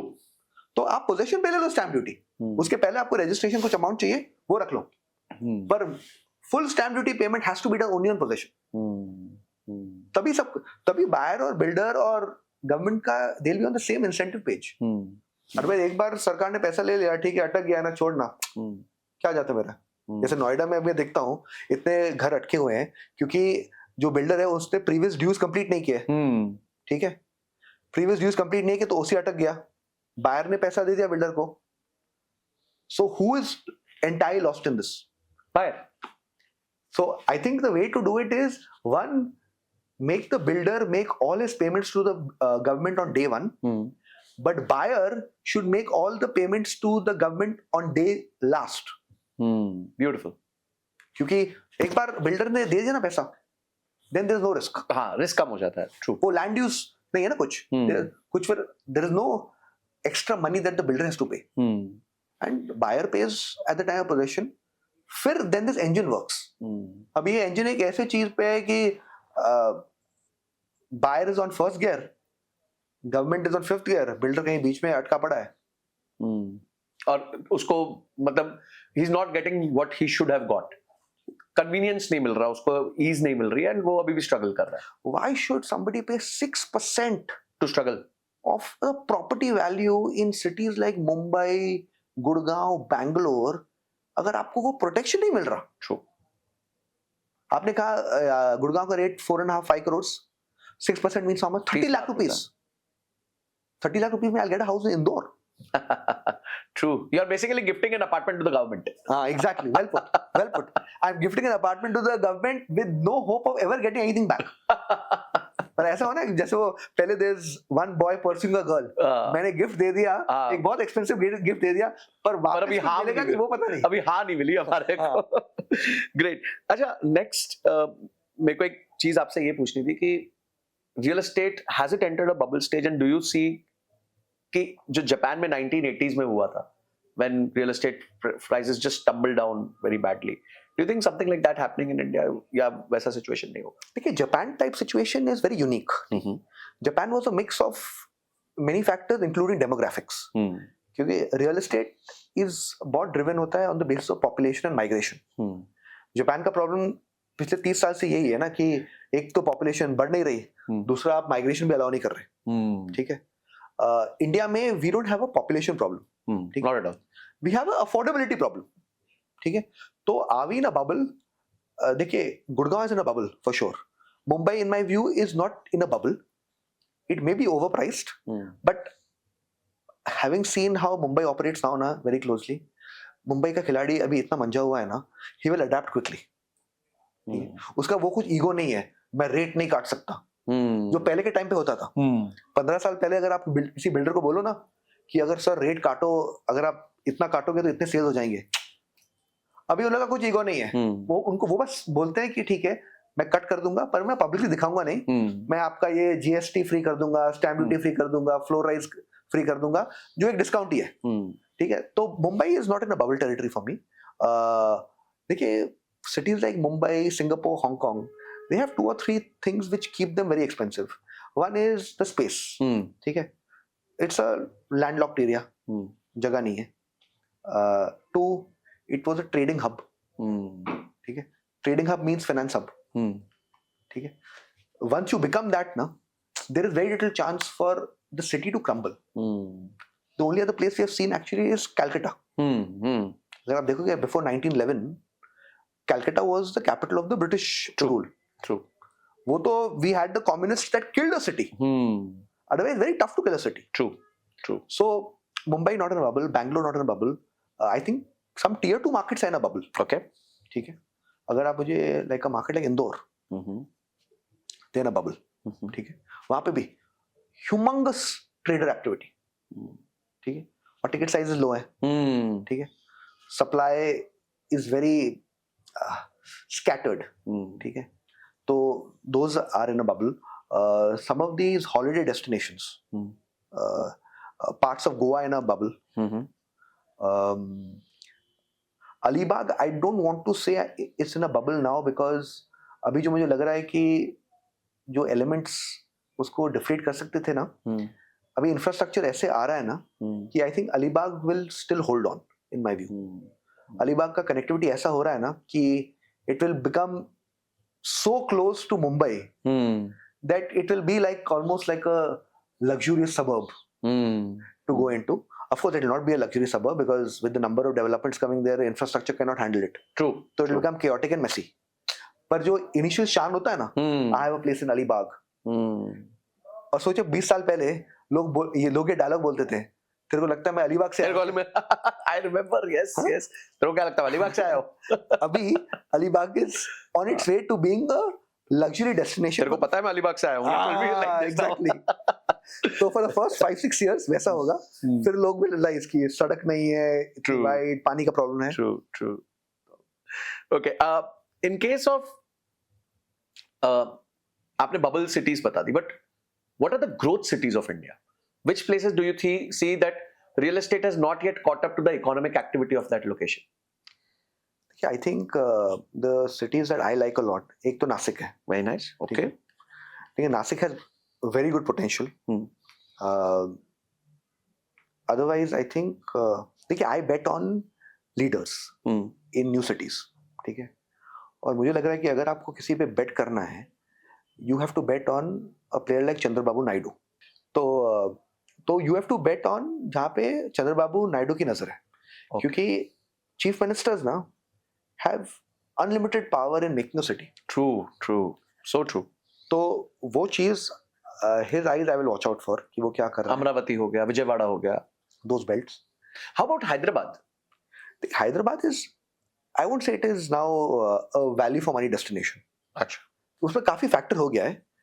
It will still remain stable in my view, क्योंकि I think Hyderabad will be a beneficiary of the mess in Bangalore. Oh हाँ, right. A lot of companies are already shifting there, right. तो migration होगा जिसकी वजह से वो support आ जाएगा. ठीक है, तो Hyderabad should send a thank you note to Bangalore, to the chief ministers of Karnataka. Thank you for fighting on language.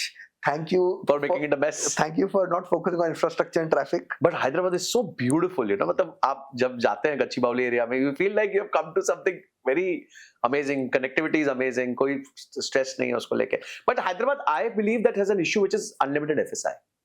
Unlimited FSI का advantage भी है और disadvantage भी है. तो ये disadvantage क्या है? Disadvantage ये है कि you will have unlimited supply. Unpredictable supply है, आप कुछ भी कर सकते हो. The positive thing is, you know what? After a certain time, क्या होगा? लोगों को पता चल जाए कि unlimited FSI is useless.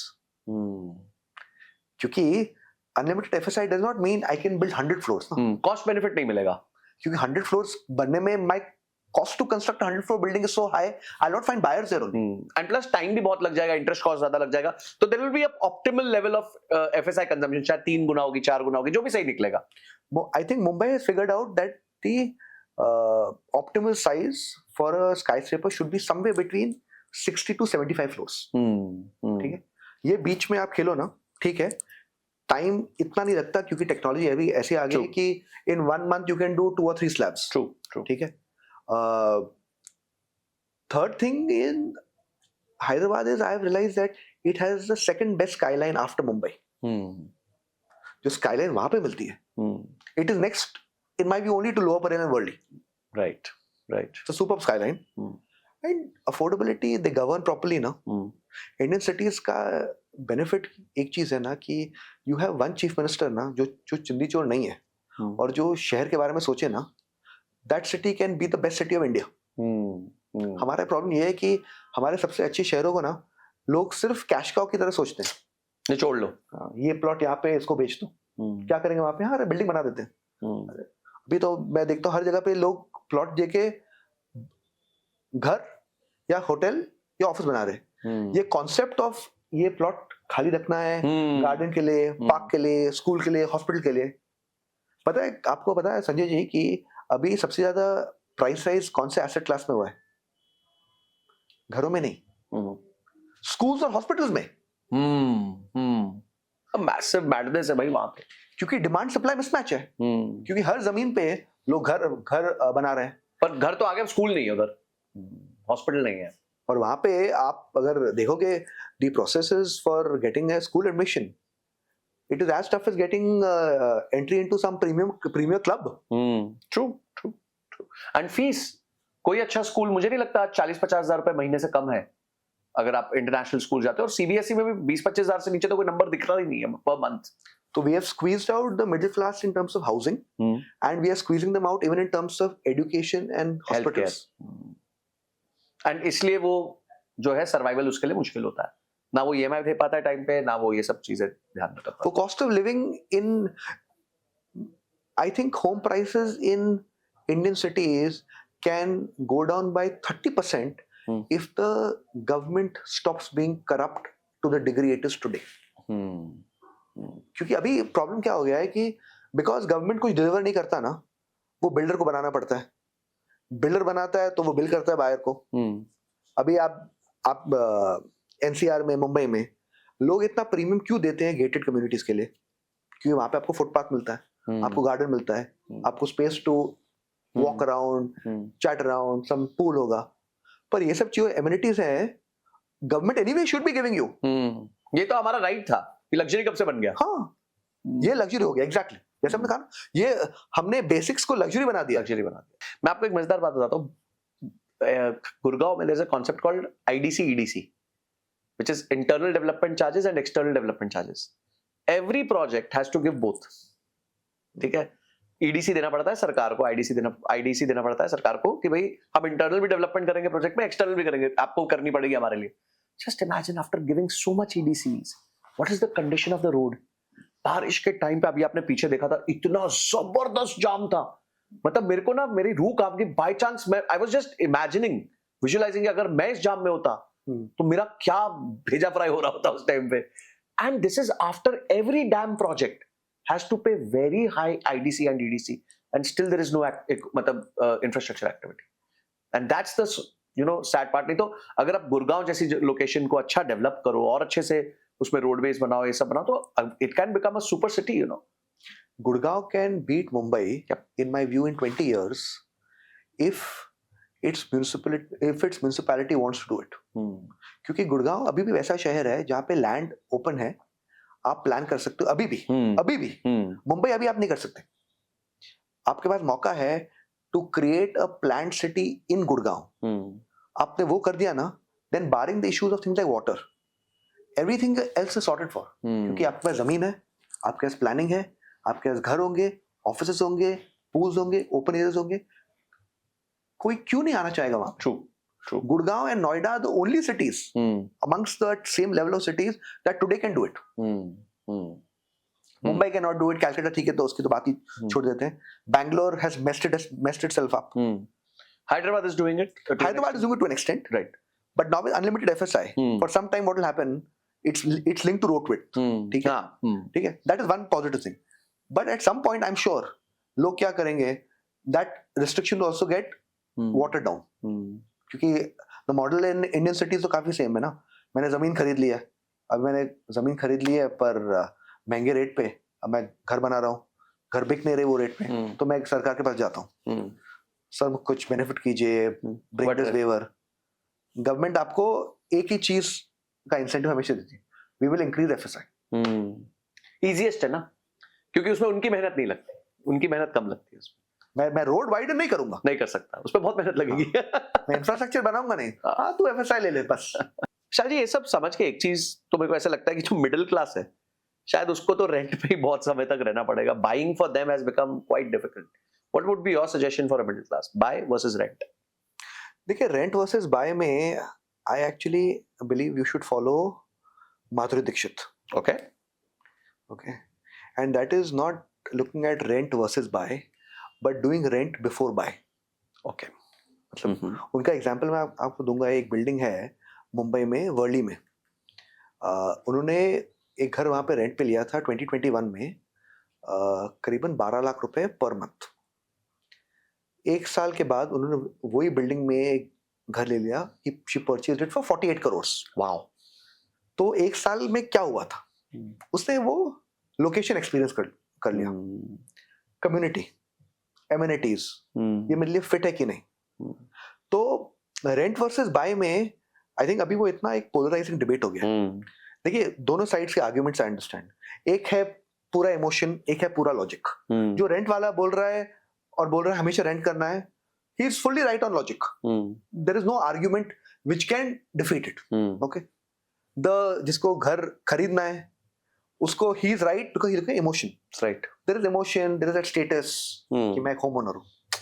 मैंने ये डिबेट में एक चीज नोटिस की है, जो लोग सबसे ज्यादा चिल्लाते हैं ना इसमें, जो लोग रेंट के लिए सबसे ज्यादा चिल्लाते हैं are the ones who actually most of them can't afford to buy home. और जो लोग इतना चिल्लाते हैं ना कि आप घर लो खरीदो, उन्होंने ऑलरेडी घर ले लिया है, तो उनको वो वैलिडेशन चाहिए। ठीक है, ये लाउडेस्ट वाले हैं, not the most intelligent proponents on both sides, ये ज्यादा चिल्लाते हैं। Now for middle class I think it's okay to rent. ठीक है, इट्स ओके टू रेंट। देखिए जिंदगी अभी खत्म नहीं हो रही, अभी आपको ऐसा एक माहौल लगेगा कि अब मैं जिंदगी घर खरीद नहीं पाऊंगा, वो गलत है।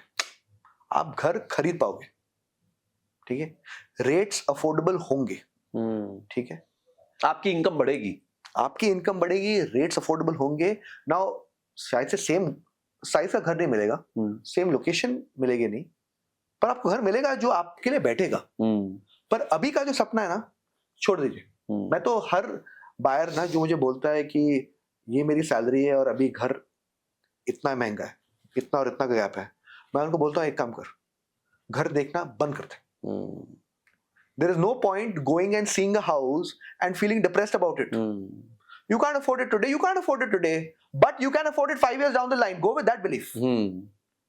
अभी लोग का ऐसा बिहेवियर हो गया ना कि अभी मैं लूंगा नहीं तो कभी नहीं ले पाऊंगा। किसने बोला? किसने बोला? सबसे ज्यादा महंगे घर जो लोग अभी खरीद रहे हैं 10-15 साल के लिए वो रेंट पे रह रहे थे। बिल्कुल। तो there is no age limit to buy a home. Buy it at 35, 40, 45, 50 जब आप रेडी हो, पर आप लो when you believe it is the place for you.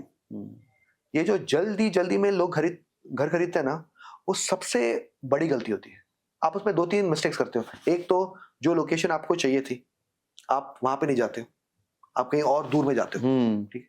दूसरा, आपको जितना बड़ा घर चाहिए था आप उससे छोटा ले लेते हो, तो आप क्या होता है 1 साल के बाद ना घुटन होती है, अनहैप्पी हो जाते हो। अनहैप्पी। अच्छा, घर आपने लिया था खुश होने के लिए कि यार मैं खुश होऊंगा उस घर में जाके, and you are so unhappy in that house. So like in one way you bought it with the intention to be happy, but every day it makes you feel unhappy. फिर आप सोचोगे मैं काम करता हूँ, ये घर बेच देता हूँ और दूसरा वाला घर ही लेता हूँ। आप जब घर बेचने के लिए जाओगे ना, आपको पता चलेगा कितना मुश्किल है। मैं घरों के लिए एक बात कहता हूँ कि जब खरीदने जाओ तो मिलता नहीं और बेचने जाओ तो बिकता नहीं। Fully right, fully right. Because it's not a transparent market. आज मुझे अगर कोई म्यूचुअल फंड खरीदना है, मुझे कोई शेयर खरीदना है, तो बटन दबाना है और मैं खरीद सकता हूँ, मुझे क्लियर प्राइस दिखता है। रियल एस्टेट में ऐसा नहीं है, इट इज कंप्लीटली ओपेक, और मतलब वो जैसा माथा वैसा तिलक वाला हिसाब चल रहा होता है कि जो ज्यादा स्मार्ट है वो he'll be able to pull out a good deal, पर जो नहीं है, गलेबल है, जिसको नॉलेज ही नहीं है, उसका कहाँ कट जाएगा उसको पता भी नहीं चलेगा। तो I think that is something which fears, and especially for middle class, because वो जिंदगी में सोचते हैं मैं एक ही घर ले पाऊंगा, वो इतना फोकस नहीं करते, उनको लगता है कि यार ये एक घर बस मिल जाए, किसी भी कीमत पे मिल जाए मुझे, so मैं I'll be happy in that. Every middle class person in my view na Sanjay ji will be able to buy 2 homes in their entire lifetime. Today middle class I'm saying, क्योंकि market भी ऐसा shape हो रहा है। आपकी income will rise, you will buy a home now, you will upgrade after 10 years, and builders will make it affordable for you. They have to, they will have no other option. They'll have no other option. क्योंकि एक myth है ना लोग के mind में कि builders के पास इतना पैसा है कि उसको बायर की जरूरत ही नहीं है, इतना ब्लैक मनी बैठा है उनके पास कि उनको जरूरत ही नहीं बायर्स की। अगर ऐसा होता तो क्या बिल्डर्स इतने महंगे लोन लेते क्या? इतने महंगे लोन क्यों लेते हैं वो लोग? क्योंकि मुझे ये भी ऐसा लगता है कभी कभी लोग ये ऐसा नैरेटिव खुद बिल्ड करते हैं to ensure that buyers feel that way, so they buy quickly. True. तो buyers do not understand their own worth. अगर वो घर खरीदेंगे नहीं, प्रोजेक्ट बनेगा नहीं। True. No builder has enough money to complete a building Without customer advances. No. अगर 100 करोड़ का प्रोजेक्ट है, 60 crore for an average builder comes from the home buyer. True. That is your value, you have to know that. मतलब एक project बनाने में 60% minimum आपका contribution है, और बचा हुआ 40 भी आप ही का होने वाला है, पर वो ठीक है, वो धीरे धीरे आप दे सकते हो। बट 60% तो उसी टाइम आपका है। बहुत बढ़िया। Because see, builder का typical model, if you look at it, is, if you want to look at it, there is customer advances, there is loans, and there's a builder equity, right? ठीक है। Now other two, it can change here and there. For most of them, 60% of the entire project is dependent on Sanjay and Vishal as home buyers. True. So you are the most important player, which is also a weakness. क्योंकि क्या होता है कि अगर project अटक रहा है ना, you have more skin in the game than the builder. Builder को लगता है मेरा तो कम पैसा लगा है, तेरा ज्यादा लगा है। तेरे तो लाइफ सेविंग का पूरा पैसा लगा, तूने तो उधार लिया है। मैंने तो ठीक है, मेरे तो एक प्रोजेक्ट में कुछ गड़बड़ हो गई, मेरे पास ऐसे 20 प्रोजेक्ट पड़े हैं। मैं आपको एक चीज, I'll give you an example of one buyer who reached out to me. तो एक स्कैम हुआ उसके साथ, ठीक है। तो he said to the builder कि I will expose you, I will go on social media. Builder ने उसको काम नहीं बोल दिया, you go, जो करना कर। But remember one thing, if you go, then whatever is the value of your current under construction home will become zero. फिर ये प्रोजेक्ट कभी बनेगा ही नहीं। क्योंकि इतने लिटिगेशन होंगे, कभी बनेगा नहीं, your value of asset zero, वो चुपचाप चले गया वापस। तो that is a strength and a weakness, but you have to know that you are a powerful player. Project आपके नाम पे बन रहा है। True, very well said sir. अब ना कुछ एक दो यूज केसेस आपके साथ डिस्कस करने हैं। रिटायरमेंट हेवन आप किसको कहेंगे भारत में? Which are the places where a person can go and just retire? I will like to, देखिए मुझे रिटायर करने के लिए close to a major city, but not too close. Okay, green, peace, good healthcare. ठीक है। तो नासिक, अगर मुझे कहीं शिफ्ट होना होगा ना after I finish my career, it will be a place like Nashik. Okay, ठीक है। मुझे I would not 5 years back some North India places also I would have liked, but अभी they have created restrictions for people to buy, so I'm not eligible for that, but वो एक अच्छा zone होता। ठीक है। मैं थोड़े time पहले गया था पंचकुला, चंडीगढ़, मुझे वो एरियाज काफी पसंद आई थी। then in the southern part, actually in the central part I like Bhopal. हाँ, it's a nice place. I've stayed there, right? Bhopal बहुत प्यारी जगह है। हेल्थ केयर अच्छा है, क्लीन है, not population. Yep. City of Lakes, very nice. City of Lakes, very pleasant. तो these are the retirement home. Abroad there are many places. अब मुझे लगता है कि काफी रिटायरमेंट मिनी सिटीज बन जाएंगे इन द नेक्स्ट 20 years, क्योंकि बहुत बड़ा सेगमेंट है। जो बिल्डर्स डिसाइड करेंगे कि शहर के करीबन 2 घंटे दूर मैं एक ऐसा एक 300-500 एकड़ का एक मिनी सिटी बना दूंगा, जिसमें हेल्थ केयर होगी, एक रिटायरीज के लिए जो होता है एक पूरा इकोसिस्टम होगा। जैसे Dehradun came out very well, but now it has become more as a city because of वो बन गई, कैपिटल बन गई थी, कमर्शियल हो गया, कमर्शियल हो गए, हेवीली कमर्शियल हो गए। ओके, एनआरआईज जब इंडिया में घर खरीदते हैं, उनकी तो तकलीफें सुन के मुझे रोना आ जाता है, because I also get a lot of messages from them. तो आपको क्या लगता है, NRIs what are the mistakes they are making while investing and while repatriating? NRIs are making a mistake while buying a home. The biggest mistake NRIs make while buying a home is buying a home. Okay, very good. Okay, तो मेरे एक बहुत अच्छे दोस्त हैं अभिषेक किरण Gupta of CRE matrix. ठीक है, उन्होंने एक टर्म कॉइन किया था ये NRI के लिए, calling them non resident idiots. That's harsh. I'll probably ask him whether I can use that on camera. I'll tell you that. But देखिए, it's a no-brainer that NRI should not be buying property in India. Okay. Currency fluctuation itself kills you. वहीं आपका 4-5% साल का loss है. And there is no way you're going to make money on it. Okay. उसके बाद अगर आपको घर मिल भी जाएगा, the maintenance and management of it is a headache. ठीक है, हमारे तो यहाँ पे rule structure laws are such कि कोई रेंट में आपको दे देगा, अगर आप दे दोगे रेंट पे वो कब्जा भी कर सकता है और उसको बाहर निकालने बहुत फाइट है। ठीक है, और अगर आपको प्रोफेशनल को हैंडल करना है उसका भी एक कॉस्ट है, उसकी फीस है। फिर तो एक चीज है, यू बाय एक्सपेंसिव, उस पे आपका लॉस होता है करेंसी डेप्रिसिएशन में, फिर आपको घर मिलता है, आप रेंट पे डालते हो, रेंटल यील्ड कम है, वो भी रेंटल यील्ड और कम हो जाता है बाय पेइंग द प्रोफेशनल्स। तो NRI should not be buying a property in India unless उनका एक प्लान है कि मैं जल्दी वापस आ रहा हूँ, या फिर उनके पेरेंट्स को वो देना चाहते हैं, for example if they want to give it to those purpose. It has to be only end use. It should not be investment. वो NRI का काफी लोग बोलते हैं ना, NRI नॉन रेसिडेंट इन्वेस्टर, वो इन्वेस्टर बेवकूफ है। You should not be doing that at all. तो only if you have a plan to come back, it is buy a house in that locality जहां आप खरीदना चाहते हो। Else investment के एंगल से मत। Again, we have seen so many NRIs, you know, having that problem. अभी ना एक और सेक्शन बहुत जबरदस्त आया है, वो है digital nomads. So after 2020 work from home became a trend, people became freelancers. अब मैं भी एक तरीके से घर से ही काम करता हूँ, मतलब मुझे बहुत ज्यादा ऑफिस सेटअप की जरूरत नहीं है, मेरा एक रूम स्टूडियो, एक रूम घर है, तो I can work very easily. तो ये डिजिटल नोमैड्स के लिए आपको क्या लगता है कि which would be places which would be great for them? In cities? In cities, tier B cities, which can give them infrastructure and can give them convenience at a lower cost. They can buy a house at a lower cost. देखिए, मुझे लगता है कि actually these many cities that I'm talking about now, they will address 2 sets of audiences. एक तो जैसे मैंने कहा ये retirees के लिए, 2 is this creator economy.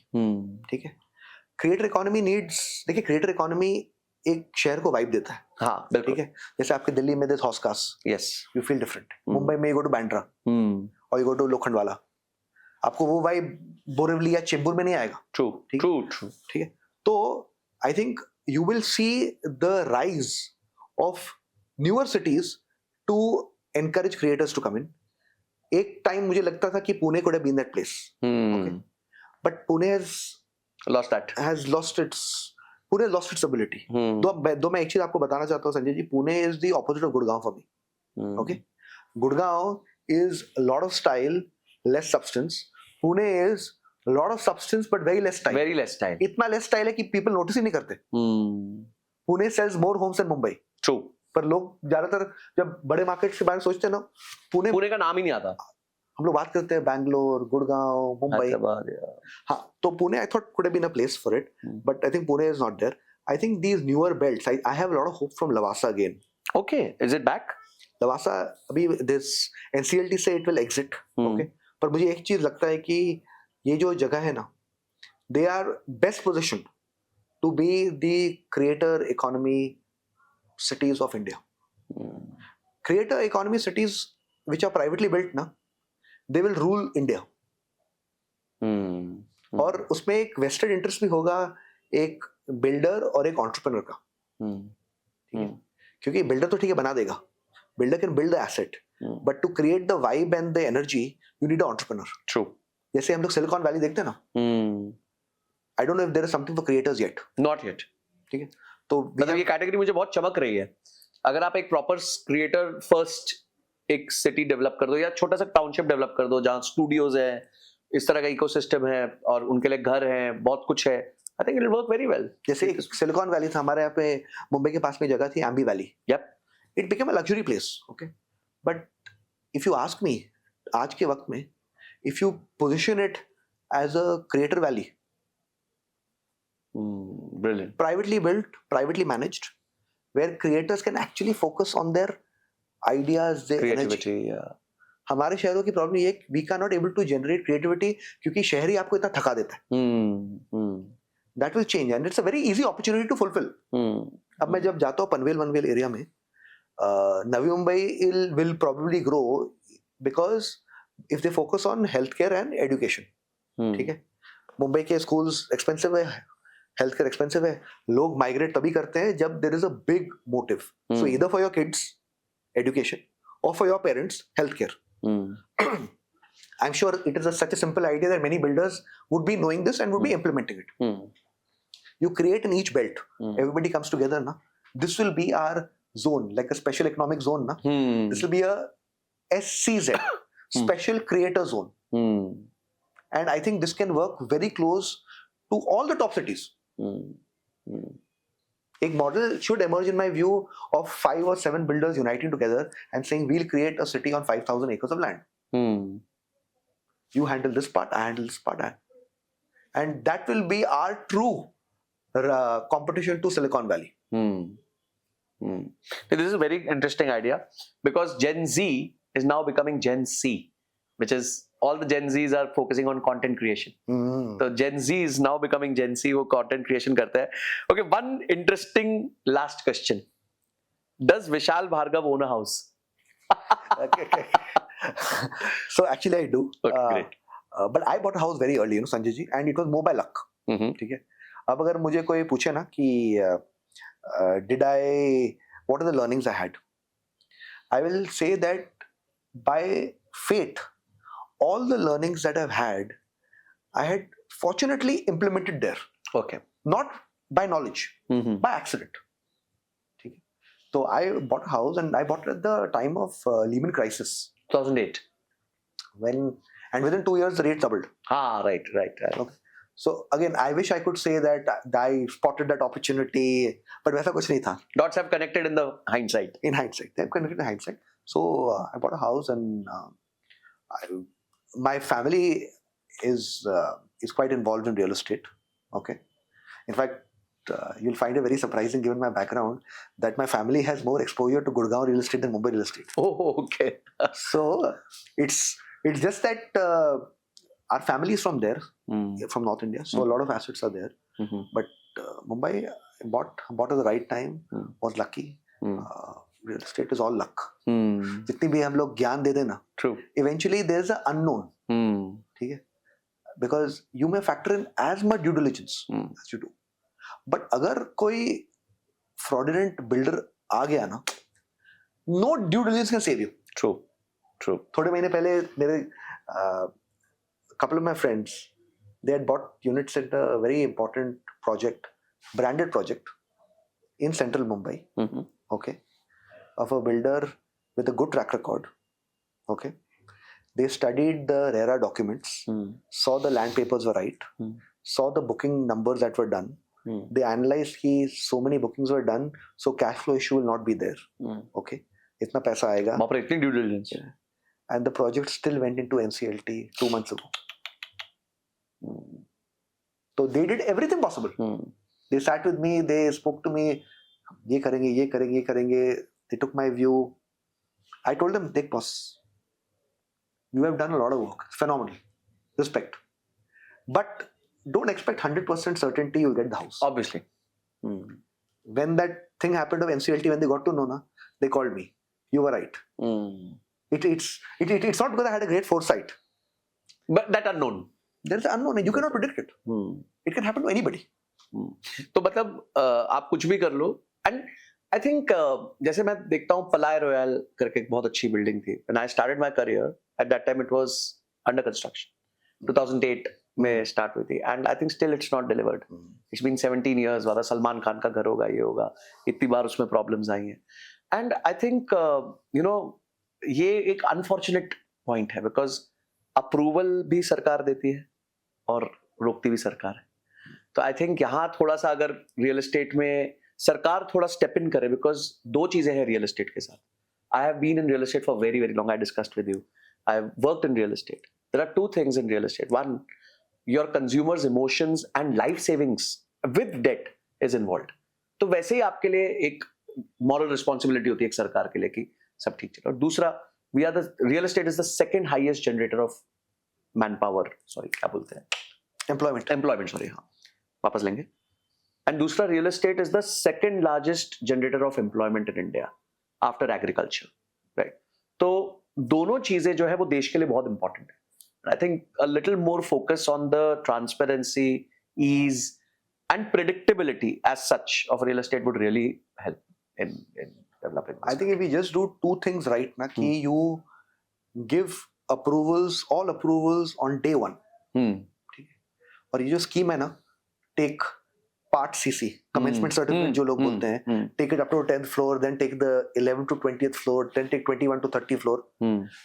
It should be mandatory that you have to take full CC. Then you have all approvals at one go. Then unless another googly comes, you know, from a body like NGT or the Supreme Court says something, that is the only thing that can hold you back. But you have done your bit. If we solve that one part now, where a builder starts a project only after all approvals, that will solve 50% of our problems. True. The remaining 50 will get solved if buyers are told to pay stamp duty only on possession. Then the government will have skin in the game. कि भाई solve करके दो problem, तभी तो मेरे पैसे आएंगे. मैंने वो सॉल्व कर दिया, मेरे को अभी फिर 100 करोड़ मिल जाएगा प्रोजेक्ट से. Until we don't address that, we need to solve something at the builder end, at the buyer end. Both of them are dependent on the government. Absolutely. Sanjay, tell me something. You are a person who started out in real estate and now you have become this famous financial influencer where you impart knowledge on finance. What has been the one big learning in your career of real estate? I think real estate में मेरे career में मुझे सबसे अच्छी जो learning मिली वो ये थी कि जितना आप ऑनेस्टी से डेवलपर बनोगे उतना बड़ा प्रीमियम है आपको. Because this place has so much mistrust amongst the consumers कि अगर एक भी बंदा अपने वादे को निभा दे, टाइमली बेसिस पे भी ना निभा दे, आई थिंक वो अपने आप में एक बहुत बड़ी कंपेटिटिव एडवांटेज बनता है.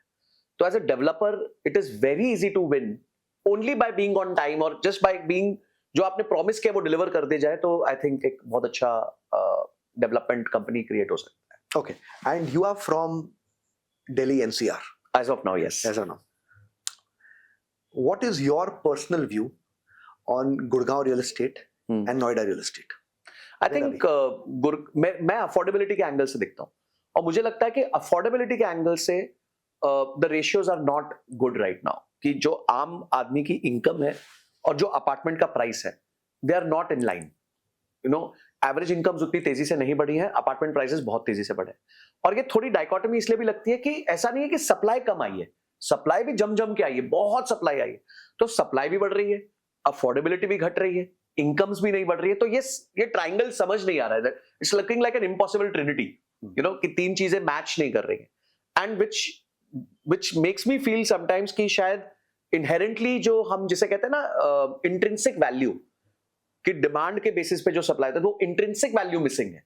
तो शायद ये जो वैल्यूज हैं, ये इंट्रिंसिक वैल्यू से बहुत सिग्निफिकेंट प्रीमियम पे ट्रेड कर रहे हैं। अगर 100 रुपए की एक चीज की इंट्रिंसिक वैल्यू होनी चाहिए, तो शायद ये 130-140 रुपए पे ट्रेड कर रहे हैं इस टाइम पे, just because there is froth, जैसे हम कहते हैं, झाग है, वो लग रहा है। तो मुझे लग रहा है कि ये मार्केट्स में हो सकता है आने वाले समय में टाइम करेक्शन सब तो होगी ही।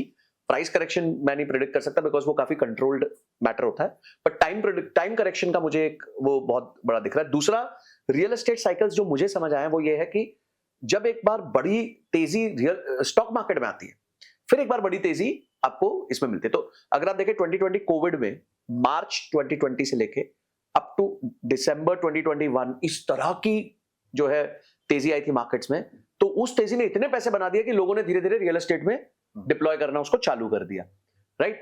तो वो जो स्टॉक मार्केट की तेजी है वो भी खत्म हो चुकी है। पिछले एक साल से effectively the markets have given negative returns, Nifty 5% नीचे।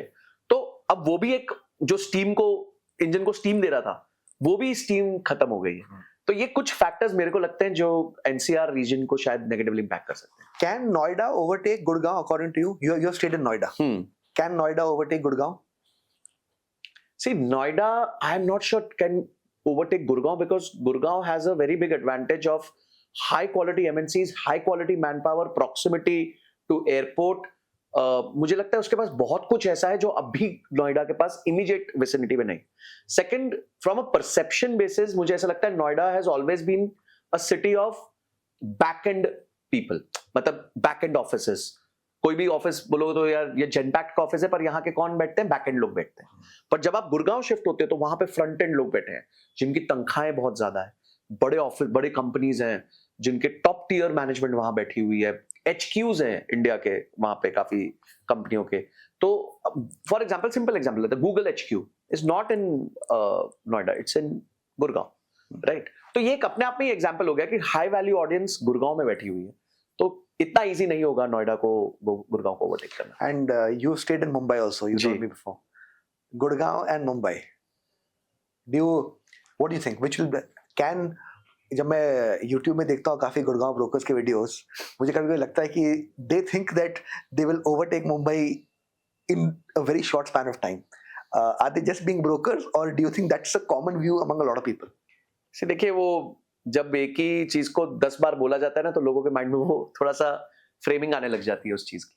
मैं ना एक ही एग्जांपल, जब मैंने एनसीआर रियल एस्टेट में था वर्सेस बॉम्बे रियल एस्टेट में था, मैंने बॉम्बे रियल एस्टेट में किसी डेवलपर को 2% या 2.5% से ऊपर ब्रोकरेज देते हुए नहीं देखा, और मैंने एनसीआर रियल एस्टेट में किसी ब्रोकर को, सॉरी किसी डेवलपर को 6-7% से नीचे ब्रोकरेज देते हुए नहीं देखा।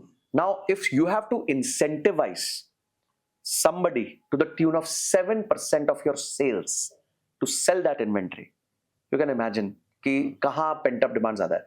बड़े डेवलपर्स बॉम्बे में 1% की ब्रोकरेज देते हैं। अपार्टमेंट प्राइसेस में कोई फर्क नहीं है। आज आप गुड़गांव में भी एक अच्छे अपार्टमेंट जो 6-7 करोड़ का एक अपार्टमेंट है, यहाँ भी आप देखोगे वही 6-7 करोड़ का अपार्टमेंट है, पर यहाँ वो ब्रोकर को 6 लाख रुपए बनेंगे, वहां पे उसको 30 लाख रुपए बनेंगे, 35 लाख रुपए बनेंगे। तो यानी बेचना मुश्किल वहां है ना, जहां बेचना मुश्किल है वहां बेचने वाले को ज्यादा पैसा मिलेगा। यहाँ बेचना आसान है तो बेचने वाले को कोई पैसा ज्यादा नहीं मिलता, क्योंकि उसको पता है कि यार पेंट अप डिमांड है, रेडी डिमांड है, आएगा कब लेके जाएगा। या उसको समझाना, अरे सर 3 साल में ऐसे हो जाएगा, आपके पैसे डबल हो जाएंगे, आपके ट्रिपल हो जाएंगे। तो and second is the pitch of the broker, one for the end user और वन फॉर द इन्वेस्टर। अगर pitch of the broker is investment investment investment, यानी कि वो लोकेशन मेरे हिसाब से कंपैरेटिवली स्कैरी है। पर अगर उसकी पिच ये है कि भाई यहाँ पे लोग रहते हैं, इस तरह से रहते हैं, यहाँ पे लोग, यहाँ पे इस तरह की कम्युनिटी है, ये है, और वो इन्वेस्टमेंट की ज्यादा बातें नहीं कर रहा है, तो I think that is a place which has more stable demand, and that's where I feel Bombay has more stable demand as compared to other cities of India. क्योंकि मैं जो गुड़गांव के वीडियोस देखता हूँ कि सब लोग दे यूज दिस वर्ड, अगर आपको गुड़गांव में इन्वेस्ट करना है, मतलब घर खरीदना नहीं है, इन्वेस्ट करना है, इन्वेस्ट करना है, तो in their view I think there is no end user. They're not talking to the end user. See, I'll tell you, I've spent time in real estate in Delhi. I worked with a developer. That is the mindset of entire NCR. NCR के sales वालों का mindset ही ऐसा है. पर्ची system है वहां पे. Sir पर्ची 18 महीने में बिक जाएगा सर, 12 महीने में बिक जाएगा. एक बहुत बड़ा डेवलपर था, बाद में NCLT में चला गया, नाम नहीं लूंगा, शायद लोग गेस कर पाएंगे. बट उसके यहाँ चलता ही ये था, प्रोजेक्ट दिखा दिया, सुंदर सुंदर प्रेजेंटेशन दिखा दिया, सर पर्ची दो. अरे 3 महीने में हम आपका डबल कर देंगे ना, आपकी लागत का तो डबल कर देंगे. ऐसे कई डेवलपर्स हैं जिनके इतने बड़े नाम थे और सब NCLT में चले गए. ये सारे NCR से थे. बॉम्बे से मुझे नहीं लगता कोई बहुत बड़ा डेवलपर NCLT में गया है. मतलब आप वो भी एक चलो KPI देख सकते हैं कि एज कंपेयर टू कितने NCR के बिल्डर NCLT में गए वर्सेस कितने बॉम्बे के बिल्डर NCLT में. You would see the ratio, अपने आप आपको आंसर मिल जाएगा. तो I think these indicators, the way people talk, the way people sell is something which is very very important. अगर आप यहाँ कमर्शियल लेने जाते हो तो people don't talk about price appreciation, they always talk about rental इतना मिलेगा, क्योंकि उनको पता है कि यहाँ इतनी डिमांड है कमर्शियल की, इतनी ज्यादा डिमांड है कमर्शियल की कि आपने बिल्डिंग खोली नहीं तो वहां भर जाती है. जब मैं ओबरॉय की रिपोर्ट्स पढ़ता हूँ क्वार्टरली, मैं देखता हूँ कि हर क्वार्टर उनका ऑक्यूपेंसी रेट बढ़ रहा है. Every building which has been constructed 5 years back is 99% occupied. 1% तो शायद वो normal space छोड़ दी होगी तो शायद इसलिए occupy नहीं हुआ होगा. But you know, this is the kind of markets you need to see which has so much strength कि उसका टूटना मुश्किल हो. हाँ, ये हो सकता है कि प्राइस कभी कभी ऊपर हो जाते हैं, बट टूटे ना एटलीस्ट. नहीं तो बहुत इन्वेस्टर को दुख होता है. इन्वेस्टर को ना शेयर प्राइस नीचे जाने से कभी दुख नहीं होता. अगर उसने 5 लाख रुपए शेयर में डाले वो 4 लाख हो जाएंगे, बहुत दुख नहीं होता. पर उसने 1 करोड़ प्रॉपर्टी में डाला था और उसकी वैल्यू 95 लाख भी हो जाए, उसको बड़ा दुख होता है, पता नहीं क्यों. So I think that kind of emotional attachment to real estate of Indians, and that's why it still forms almost 30-40% of our household savings. तो वो एक है इमोशन. आई थिंक इंडिया में वो नैरेटिव बहुत सालों से है जिसको इंग्रेन ना कि होम प्राइसेस नेवर फॉल. तो जब नीचे गिरता है ना, लोग को शॉक लगता है. ट्रू. स्टॉक मार्केट पे जो वो पैसा डालते हैं उनको पता है कि ऊपर भी जा सकता है तो नीचे भी जा सकता है. वो वॉलेटिलिटी एक्सपेक्ट करते हैं. घर में ऊपर ही जाना है, ऐसे ही जाना. It has to be linear. Great Vishal ji, thank you so much for all your time today. And I think आज जो आपने बातें बताई हैं वो हमारे व्यूअर्स के लिए बहुत मीनिंगफुल होंगी, उनके बाइंग डिसीजंस को इन्फ्लुएंस करेंगी, उनको रियल एस्टेट के बारे में और इंफॉर्मेशन देंगे. एटलीस्ट मुझे लगता है मेरी जो सबसे बड़ी लर्निंग है कि रियल एस्टेट में कभी भी फोमो से बचना चाहिए. ये जो बिग पेपर एड्स हैं कि भाई all unit sold on day 1 और उसके बाद प्राइस इंक्रीज हो रहा है, अगले 7 दिन में हमारा प्राइस इंक्रीज हो जाएगा. I think we should not fall for these things, and whenever we can afford we should buy an apartment. Remember, if it is declared a hit, it is not a hit. That was a golden line to sign off this podcast. Thank you so much, Vishal ji. Thank you. तो guys, अगर आप यहां तक आ गए हो, यानी इस episode को आपने टोटली देखा है, एंजॉय किया है, नोट्स बनाए, तो अपनी टॉप 5 लर्निंग्स मुझे कमेंट सेक्शन में जरूर बता दीजिए. इस वीडियो को आपको 4 या 5 दोस्तों को मिनिमम भेजना है जो रियल एस्टेट के बारे में जानते नहीं है या बड़ा डिसीजन लेने वाले हैं. आई एम श्योर इस वीडियो से उनके डिसीजन पे बहुत बड़ा इंपैक्ट पड़ेगा. वीडियो को लाइक जरूर कर देना अगर पसंद आई हो तो, और मुझे बताइए कि हम किस तरीके से अपने पॉडकास्ट को और इंप्रूव कर सकते हैं. हमने एक फॉर्म दिया हुआ है डिस्क्रिप्शन में, जिसपे जाके आप कौन से गेस्ट को देखना चाहते हो उसके बारे में डाल सकते हैं, ताकि हम उनको रीच आउट कर सकें और उनको भी इन्वाइट कर सकें. अगर आप विशाल जी के बारे में और जानना चाहते हैं तो उनके सारे लिंक्स हमने डिस्क्रिप्शन बॉक्स में दिए हुए हैं, आप उनको जाके फॉलो कर सकते हैं उनके इंस्टाग्राम पेज पे. तो मिलते हैं अगले एपिसोड में ऐसे ही एक पावरफुल गेस्ट के साथ. तब तक के लिए जय हिंद, जय भारत.